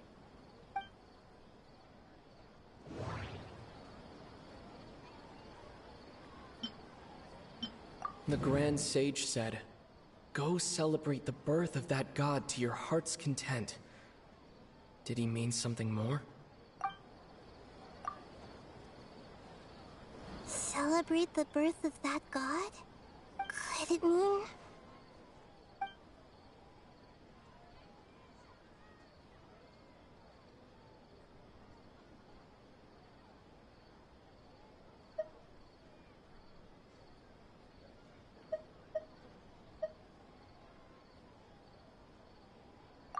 deceiving the people of Sumeru with no regard for their safety. No matter what they're trying to do, this is... After we end the Sub-Zero's Festival Samsara, we have to look into them. How can the sages of the Academia do this behind their Archon's back? This is ridiculous! In the end, I'm just the moon. The real sun is long gone. A sun and a moon? Nahida's talking in riddles again. Oh, we're out of time today. I'll tell you how to break free of the samsara tomorrow. See you then.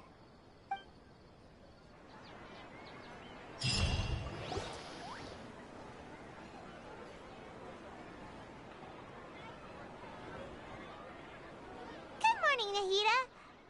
Wait. Now that Paimon remembers everything, should we instead say good morning, Lesser Lord Kusanali? Hey!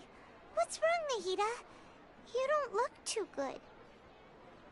I'm afraid that what you're thinking right now is correct. Did Dunyarzad already disappear? No way! Are we too late?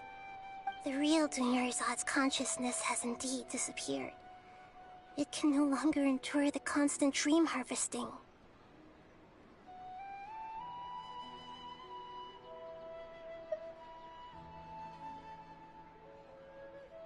Paimon can't believe it. Wait, so what about that other Dunyarzad? Just what is she? Is she also going to disappear? She's actually something like a puppet, but not completely. The real Dunyarzad's consciousness could no longer keep playing her role in this dream. So another Dunyarzad appeared to replace her in the dream. Just like the grass and the trees, that Dunyarzad is just a building block of the dream that helps to keep it going. But personality-wise, she's nothing like the real Dunyarzad. Puppets are stiff, and can't copy a living person's vitality. After all, they're just there as filler. You know, speaking of which, the old Dunyarzad might not have been too different from a puppet. Dunyarzad truly believed that she met you within her consciousness, and it was you who inspired her. So you do remember her after all. Yes. Back then, her family was overly protective of her. No one cared about her personality or thoughts.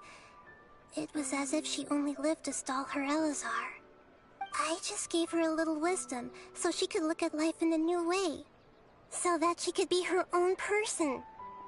But even so, she still...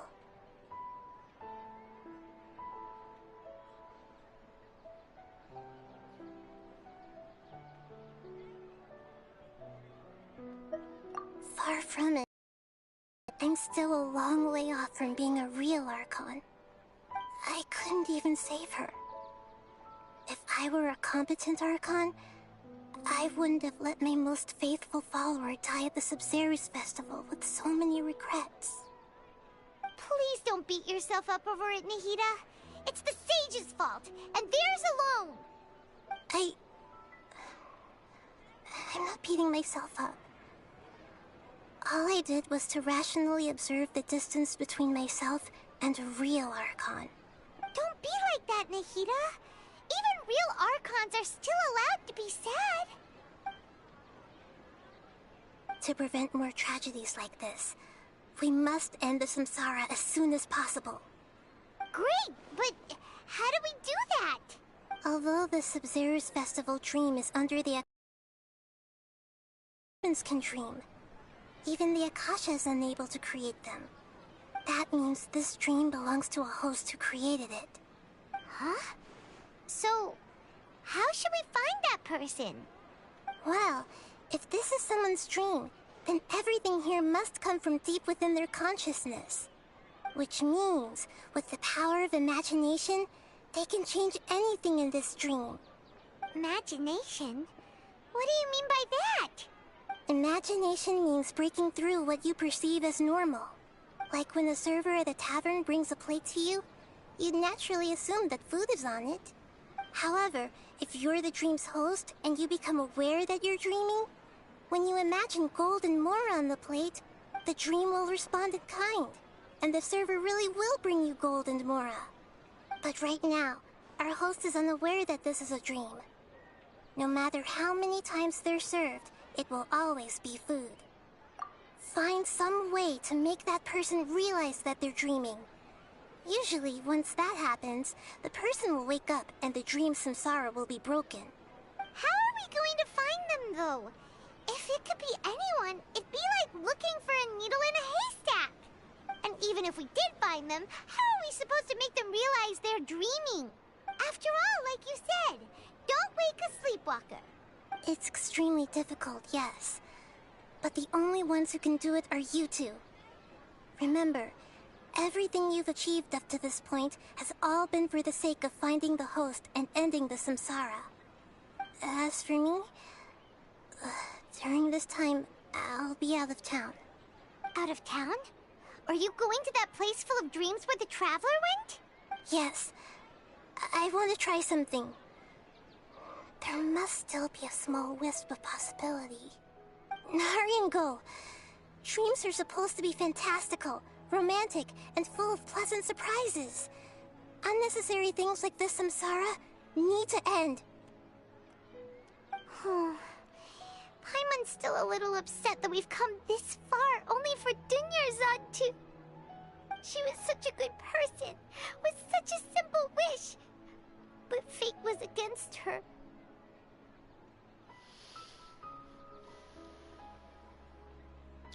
Yeah, saving Dunyarzad is what kept us going this whole time. But we mustn't lose hope, Traveler. Dunyarzad would definitely want to see us save everyone else. So let's break the samsara for her sake.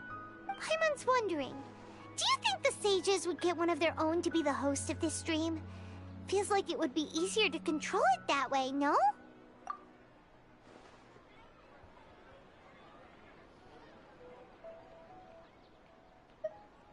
Huh. That's true. Plus, the sages probably weren't counting on there being other factors beyond their control, like Nahida and us. So, Hell yeah. Who do you think the host of the dream is? Oh, that would make sense. Ferris, the Knight of Flowers, is a symbol of the whole Sub-Zero's festival, right? Pretty core character. Let's go ask him some questions, shall we?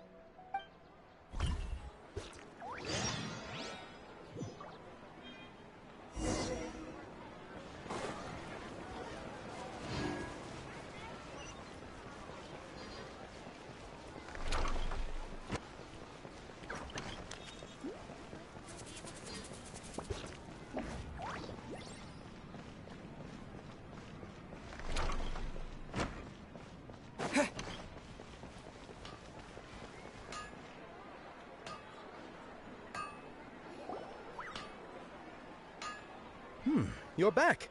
You left in a hurry last time. Is everything okay? Everything's fine. Just, it's a little hard to explain. Would you mind taking part in a little experiment with us? An experiment? That came out of nowhere. I'm listening, though. What do you need me to do? Could you make a wish? You want me to make a wish? Is that a new Sub-Zero's festival tradition or something? Less questions, more wishing! Okay. My wish. Okay. I'm a little nervous saying this out loud, but I want Miss Dunyarzad to be happy. Oh. I noticed earlier that she looked a bit down, and she wasn't really talking to anyone. She just doesn't seem like herself. She's always so gentle and kind, and all the kids love her. I've also wondered if the reason she asked me to be Ferris Knight of Flowers is because I'm special to her, or something. So, you have a crush on Dunyarzad? Oh, is it that obvious? After what I just said, I guess it is.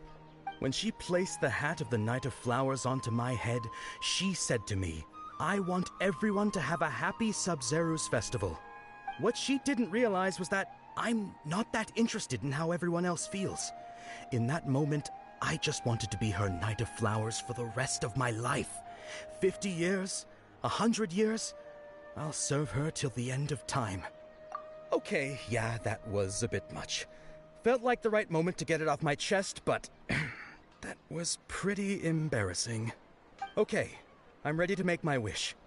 I would like Miss Dunyarzad to appear in front of me right now with a smile on her face. Here goes. Please come true. I'm gonna open my eyes.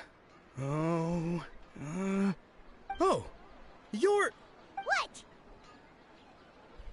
Fucky? Sorry, but only one portion of Yelda candies per person. Back home you go. Nice try, you two. Anyway, never mind. I don't need to see her appear right in front of me. As long as she's happy. Guess he isn't the host of this dream after all. Should have expected it wouldn't be this easy.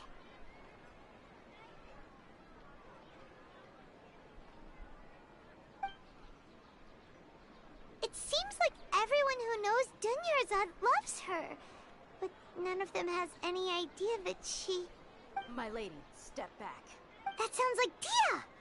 Oh, right. This is when Dunyarzad bumps into the kid... Huh? But Dia can handle them! Hey, Traveler! I need to unleash my fury.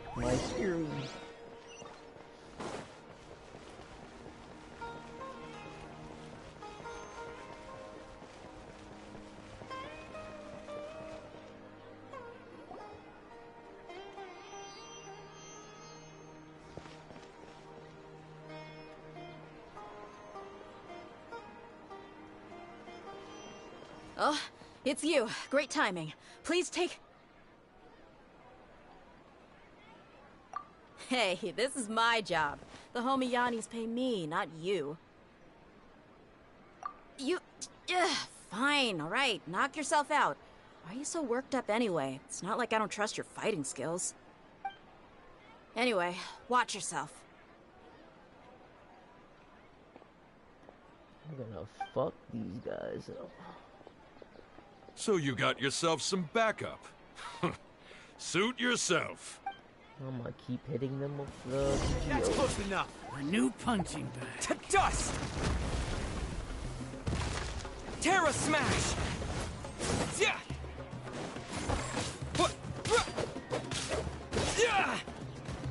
Yeah! Yeah! Yeah! Terra Smash! Come on!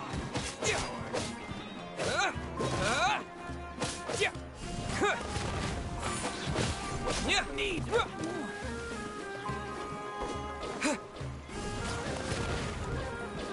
Quake! Yeah! You want this one? I'll just swing in the corner for that. I'll be back.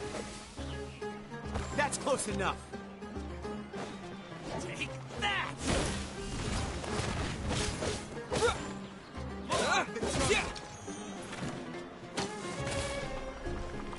Terra Smash! Hey, go in my room. Take that!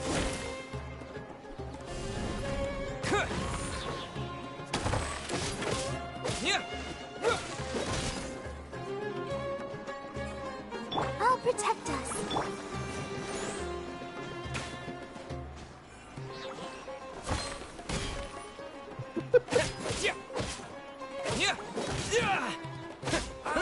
Take my...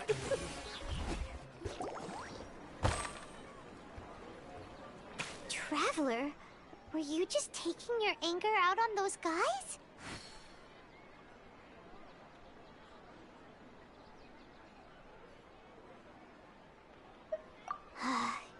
You and Nahida both.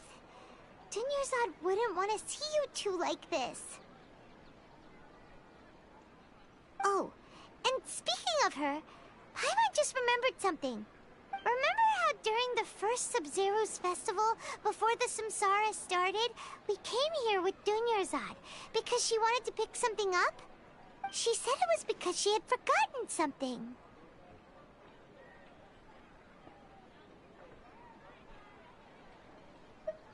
Okay, so Paimon's memory is working so far. Anyway, Paimon also remembers that she is staying somewhere around here. She pointed it out to us the night before the Sub-Zero's festival. Yeah, even if it's only a tiny clue, it'll probably still help us more than this needle in a haystack search.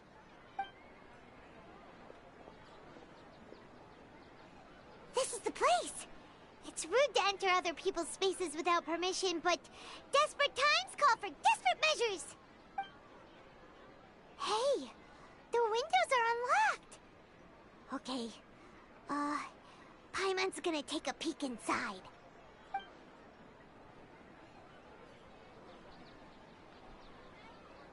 This was only a temporary residence, so there was pretty much nothing inside except this book on the table.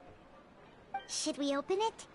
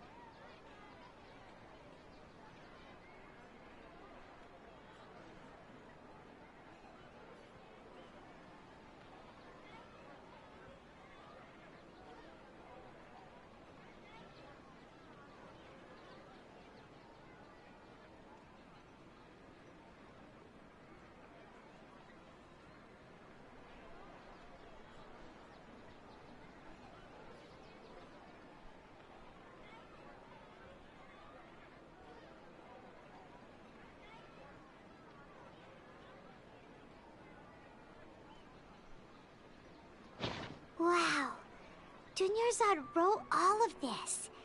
Sounds like she was always thinking of us even while we were away.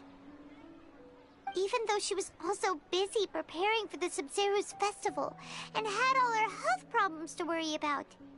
She must have wanted to give this to us as a gift on the day of the Sub-Zero's festival, right? If we hadn't found this book, we never would have known. But now that we can't even thank her. Hey! Where are you off to now?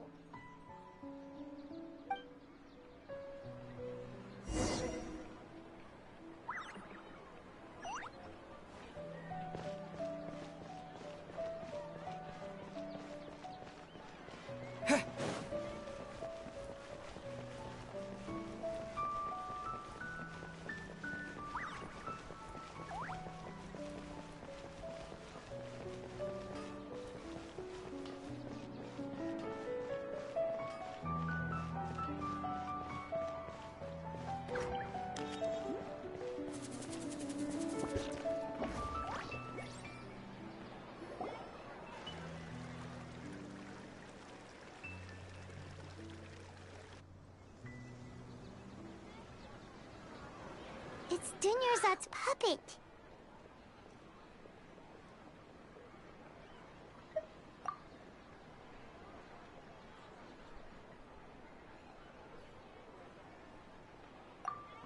Traveler?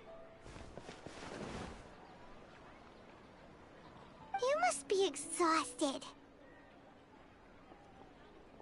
Come to think of it, we've been stuck in this place for a really, really long time. Heck, even the last time we were chatting happily with Dunyarzad feels like an eternity ago.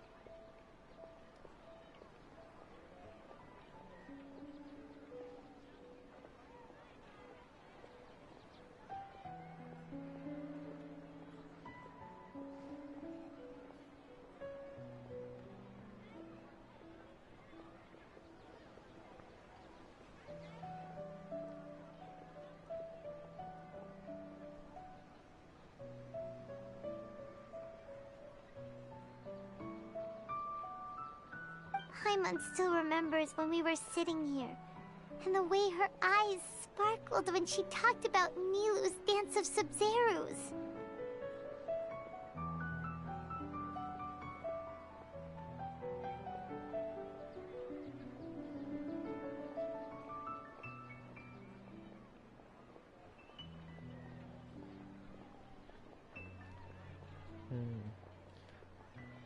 I know this is all a dream, so maybe just give me hope that she's still alive. There will always be frustrations in life, but I know that the point of living is not to leave behind any regrets.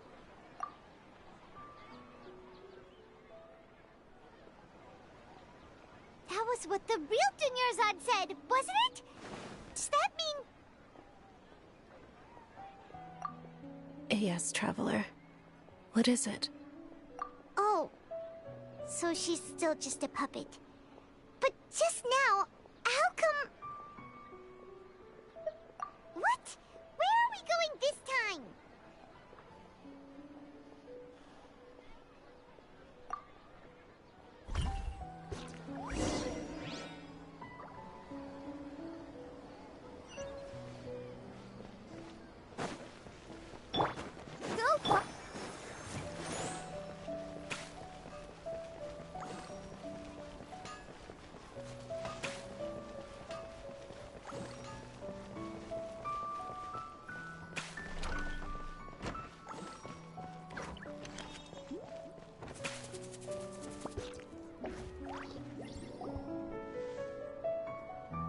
If you continue to resist, we will have to order an investigation into every single event organizer. The Grand Sage has already granted you much leniency. I advise that you exercise tact. How did things turn out like this?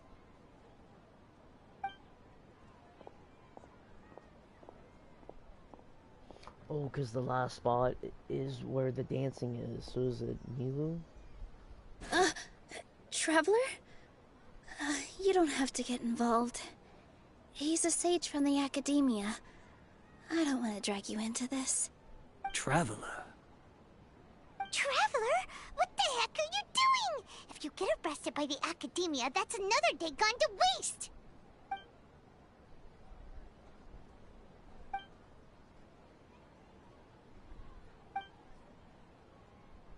Wait, they're not reacting. Have they been scared stiff? Oh, of course! If this is the sage's plan, they wouldn't put themselves through this. So they're just substitutes. What is this? What happened to the Grand Sage and his entourage?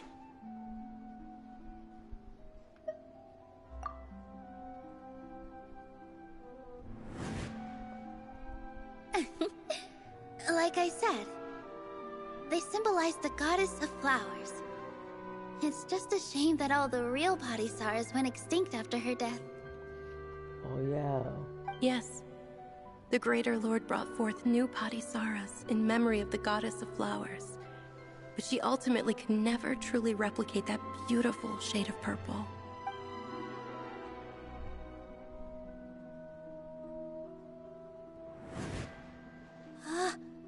That beautiful shade of purple. Aren't these flowers real Padisaras? Just like the ones from the legend? I didn't even notice. Dunyarzad, did you find these? But didn't you just say all the real flowers went extinct after the goddess of flowers passed away? So, Al? Yeah. What's going on here? Huh? You guys are acting weird. But okay, I'll try.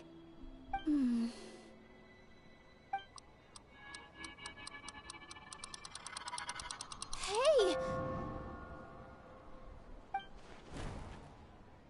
Bonk. They disappeared! So Nilu's the host! What a surprise!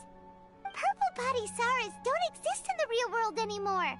But in Nilu's subconscious, they can appear as decorations on the stage!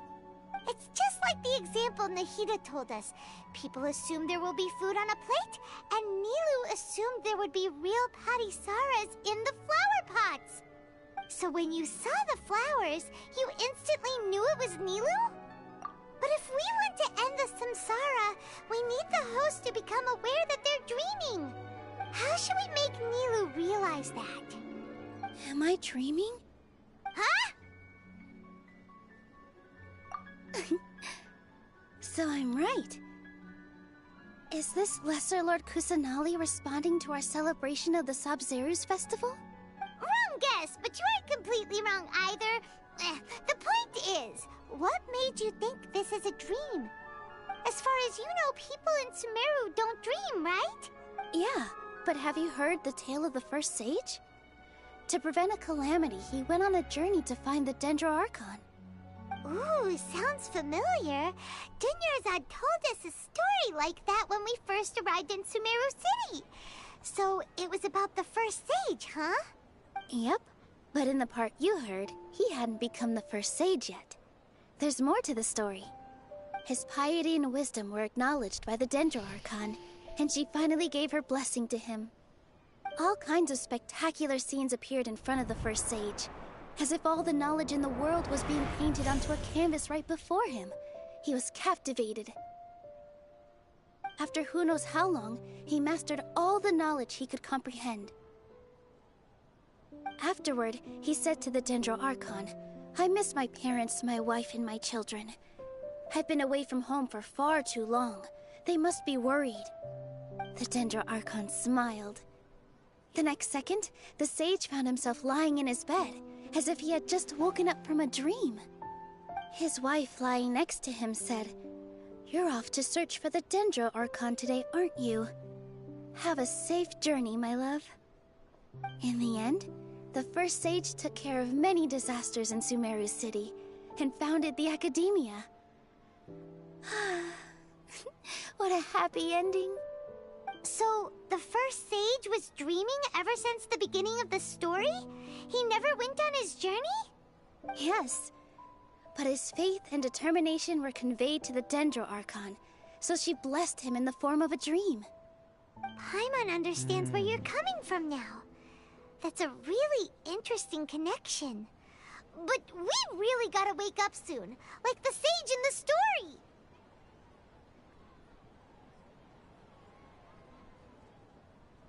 I see. Well, it just so happens that today's Sub-Zero's festival is almost over too.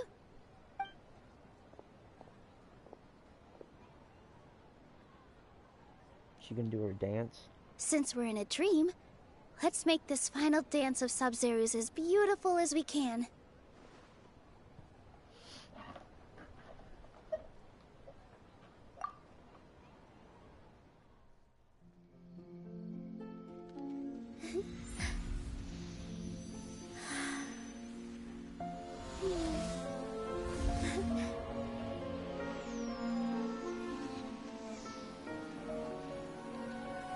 The wait is over, everyone. I dedicate this to our god, the Dance of Sub-Zero's.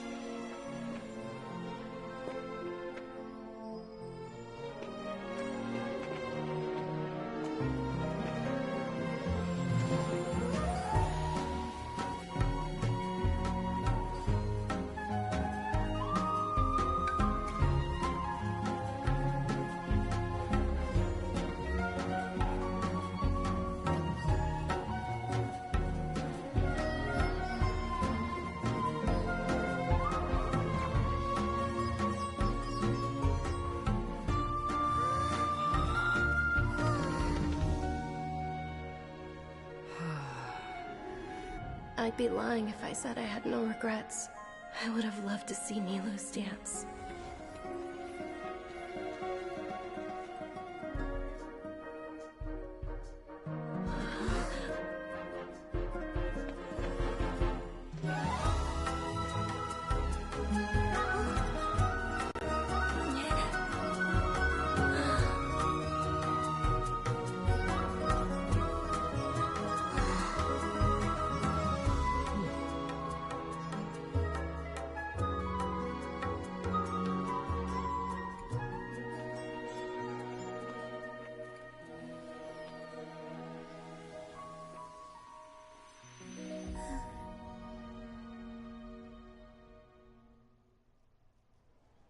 That was really beautiful.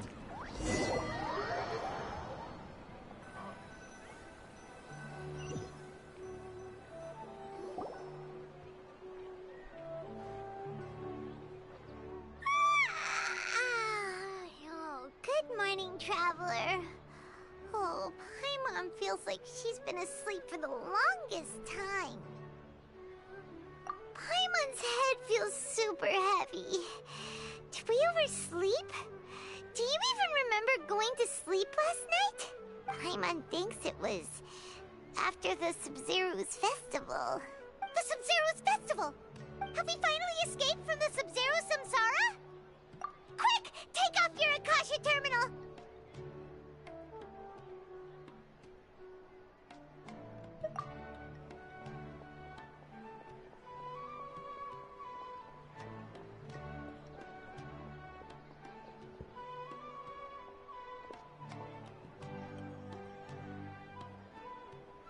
She's not in her room.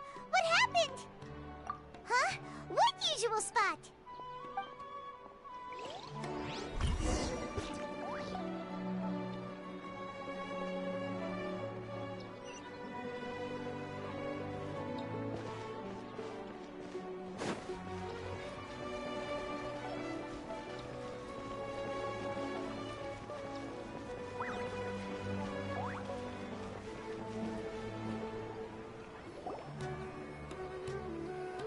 Well done, Traveler and Paimon. And thank you, Dunyarzad, for organizing the Sub-Zero's festival for me. I'm sorry, who are... Dunyarzad! You're okay! Oh, don't scare us like that! Oh, Traveler Paimon. I have something amazing to tell you. I just had a dream, and I saw Nilou performing the dance of Sub-Zerus.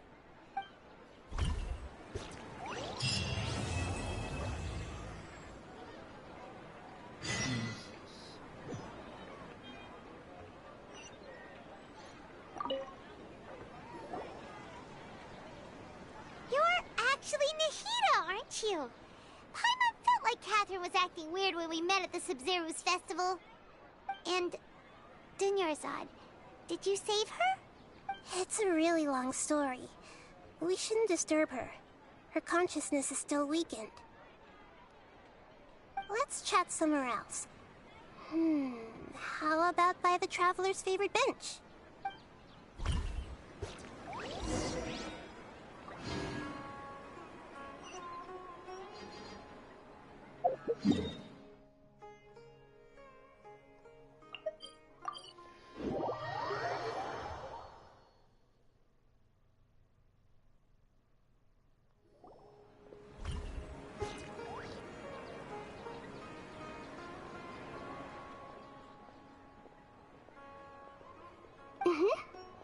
After we parted on the last day of the Sub-Zerus festival, I left the city and saw what the Traveler had described. Among the countless dreams, I found one that was growing fainter and fainter. This proved my suspicion. Once Dunyarzad could no longer bear the Akasha harvesting her dreams, her consciousness began to dissipate. But this also meant it escaped the Akasha's control. Such a small fragment of consciousness can't last for very long, though. It will return to its original dream, where both will gradually fade until they completely disappear. I used all the power I had to keep her dying dream alive as long as possible, but it still wouldn't have lasted for much longer if it hadn't been for you two breaking the samsara. So it looks like we did manage to save Dunyarzad in the end. And not a moment too soon. Huh? Why are you two smiling so happily? I thought you'd be so moved that you'd start crying. I need to spend more time observing human emotions. Both are fine. Everyone reacts differently. All right. You two must have a lot of other questions for me, right? After all, you saved my faithful believer. As your reward, I will answer any and all questions. At the Avidia forest, there was this incense that made the Traveler fall unconscious and dream of a huge tree and a red sky. You also heard someone's voice, right? It said world and forget me. Yeah, so you do know! We've been wanting to ask you what that was about, and if the red sky was related to Conria. It seems like the Traveler established a connection to Irminsul. That was a message left by Greater Lord Rukkhadevata's residual consciousness in Irminsul. Perhaps her last memory before she died. As you two probably know, Greater Lord Rukkhadevata disappeared after the disaster in Conria. The timings of these events do line up, so your suspicions are reasonable. A message from Greater Lord Rukkhadevata? We thought it was from King Deshret. King Deshret? That god who died even longer ago? Some present-day desert dwellers still worship him. You probably just heard some of their conspiracies. Okay, so what does the message mean? I still haven't managed to decipher it. Even the Akasha isn't currently capable of doing that. Greater Lord Rukkhadevata's residual consciousness in Irminsul seems to be contaminated with something that has a very dangerous aura to it. Many devoted scholars go mad as soon as they connect their consciousness. I've warned the Academia about this many times, but people still keep falling victim to it. But I believe this is the key to saving Irminsul. That's why I've kept trying to decipher it. So the tree in the vision was Irminsul? Oh, Tainari also said that Irminsul is sick! But even if you can't figure out what that vision was all about, it seems like our search for you was all in vain. The Traveler wasn't affected after coming in contact with that consciousness. I've never seen anyone like that. With you here, we may have a chance at deciphering it. No, we must decipher its secrets. I've already eliminated all other factors that might affect Irminsul. This is the only one left. This puzzle has life and death at stake. It could determine Irminsul's fate, as well as Tevat's. To be accurate, I'm using the Akasha as a medium to occupy Catherine's consciousness. How did you do that? Poor Catherine. Does this mean you can also occupy other people's consciousnesses? Theoretically, I can enter anyone's mind as long as they're wearing their Akasha terminal. The Akasha is the legacy of Greater Lord Rukkhadevata. As Lesser Lord Kusanali and the first Akasha terminal, my consciousness has always been linked to the Akasha. I've always respected my people's free will, so I've never actually occupied their consciousness. When necessary, I just borrow this bionic Snezhnayan puppet. Hold on. Did we just learn some deep, dark secret? So Catherine is... No wonder Paimon felt something was off about her. What about your own body? Why do you need to borrow other people's? Don't you live in the sanctuary of Surasthana? That story begins a long time ago.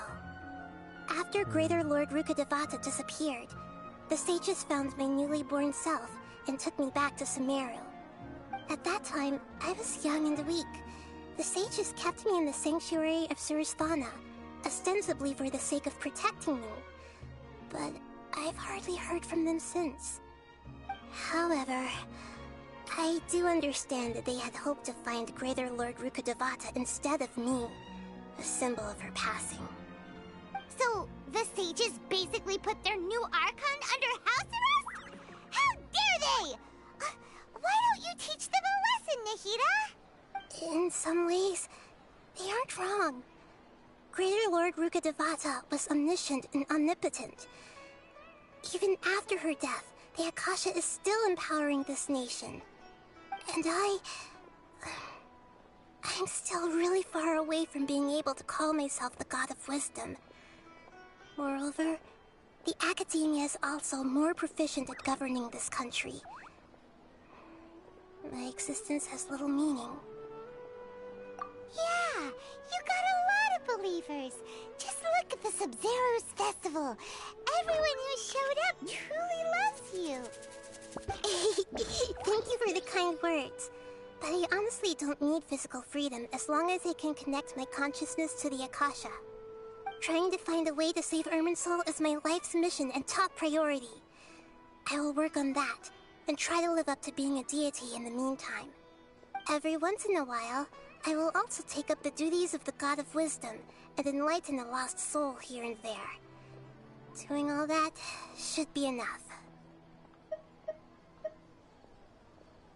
You mean how the Akasha stops you from having dreams?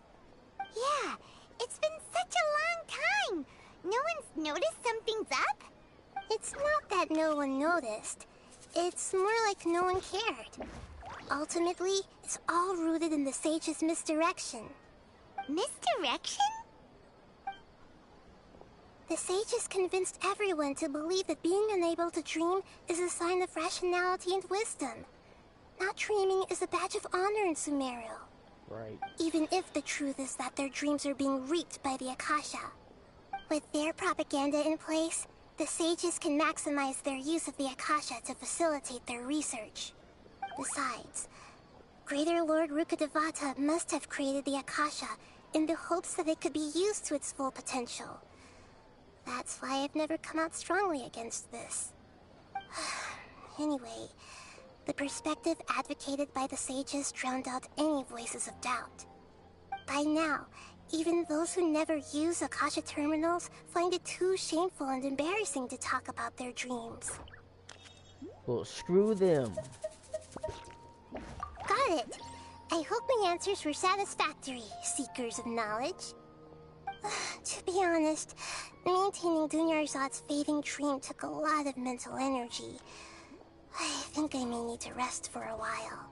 Oh, and you don't need to worry too much about the sage's activities for now. The Akasha won't be able to conduct another project on the scale of the Sub-Zero's Samsara in the immediate future. Going get some sleep. Leave everything to us. What a relief. This is truly the most exhausting birthday I've ever had. Traveler? Paimon? Why am I here? Do either of you know? Maybe you were sleepwalking. You know you can't wake up a sleepwalker. We happened to walk by, so we thought we'd wait for you to wake up. I see. Huh. I should visit my maintenance personnel sometime. Oh, I'm fine. I better go. Thank you.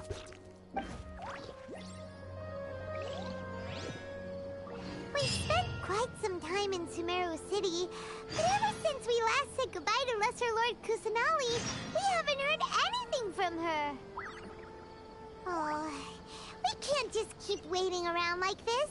Let's go find Catherine and pick up some work so we can at least keep ourselves busy.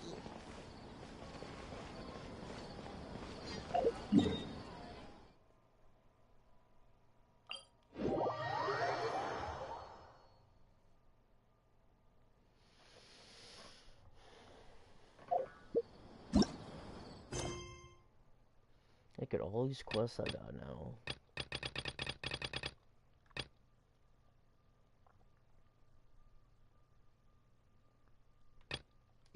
Well, that would do it.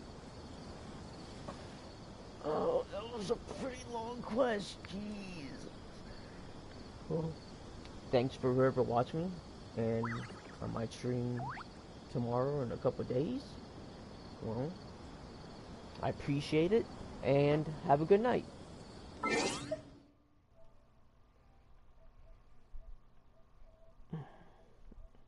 Do do do do do.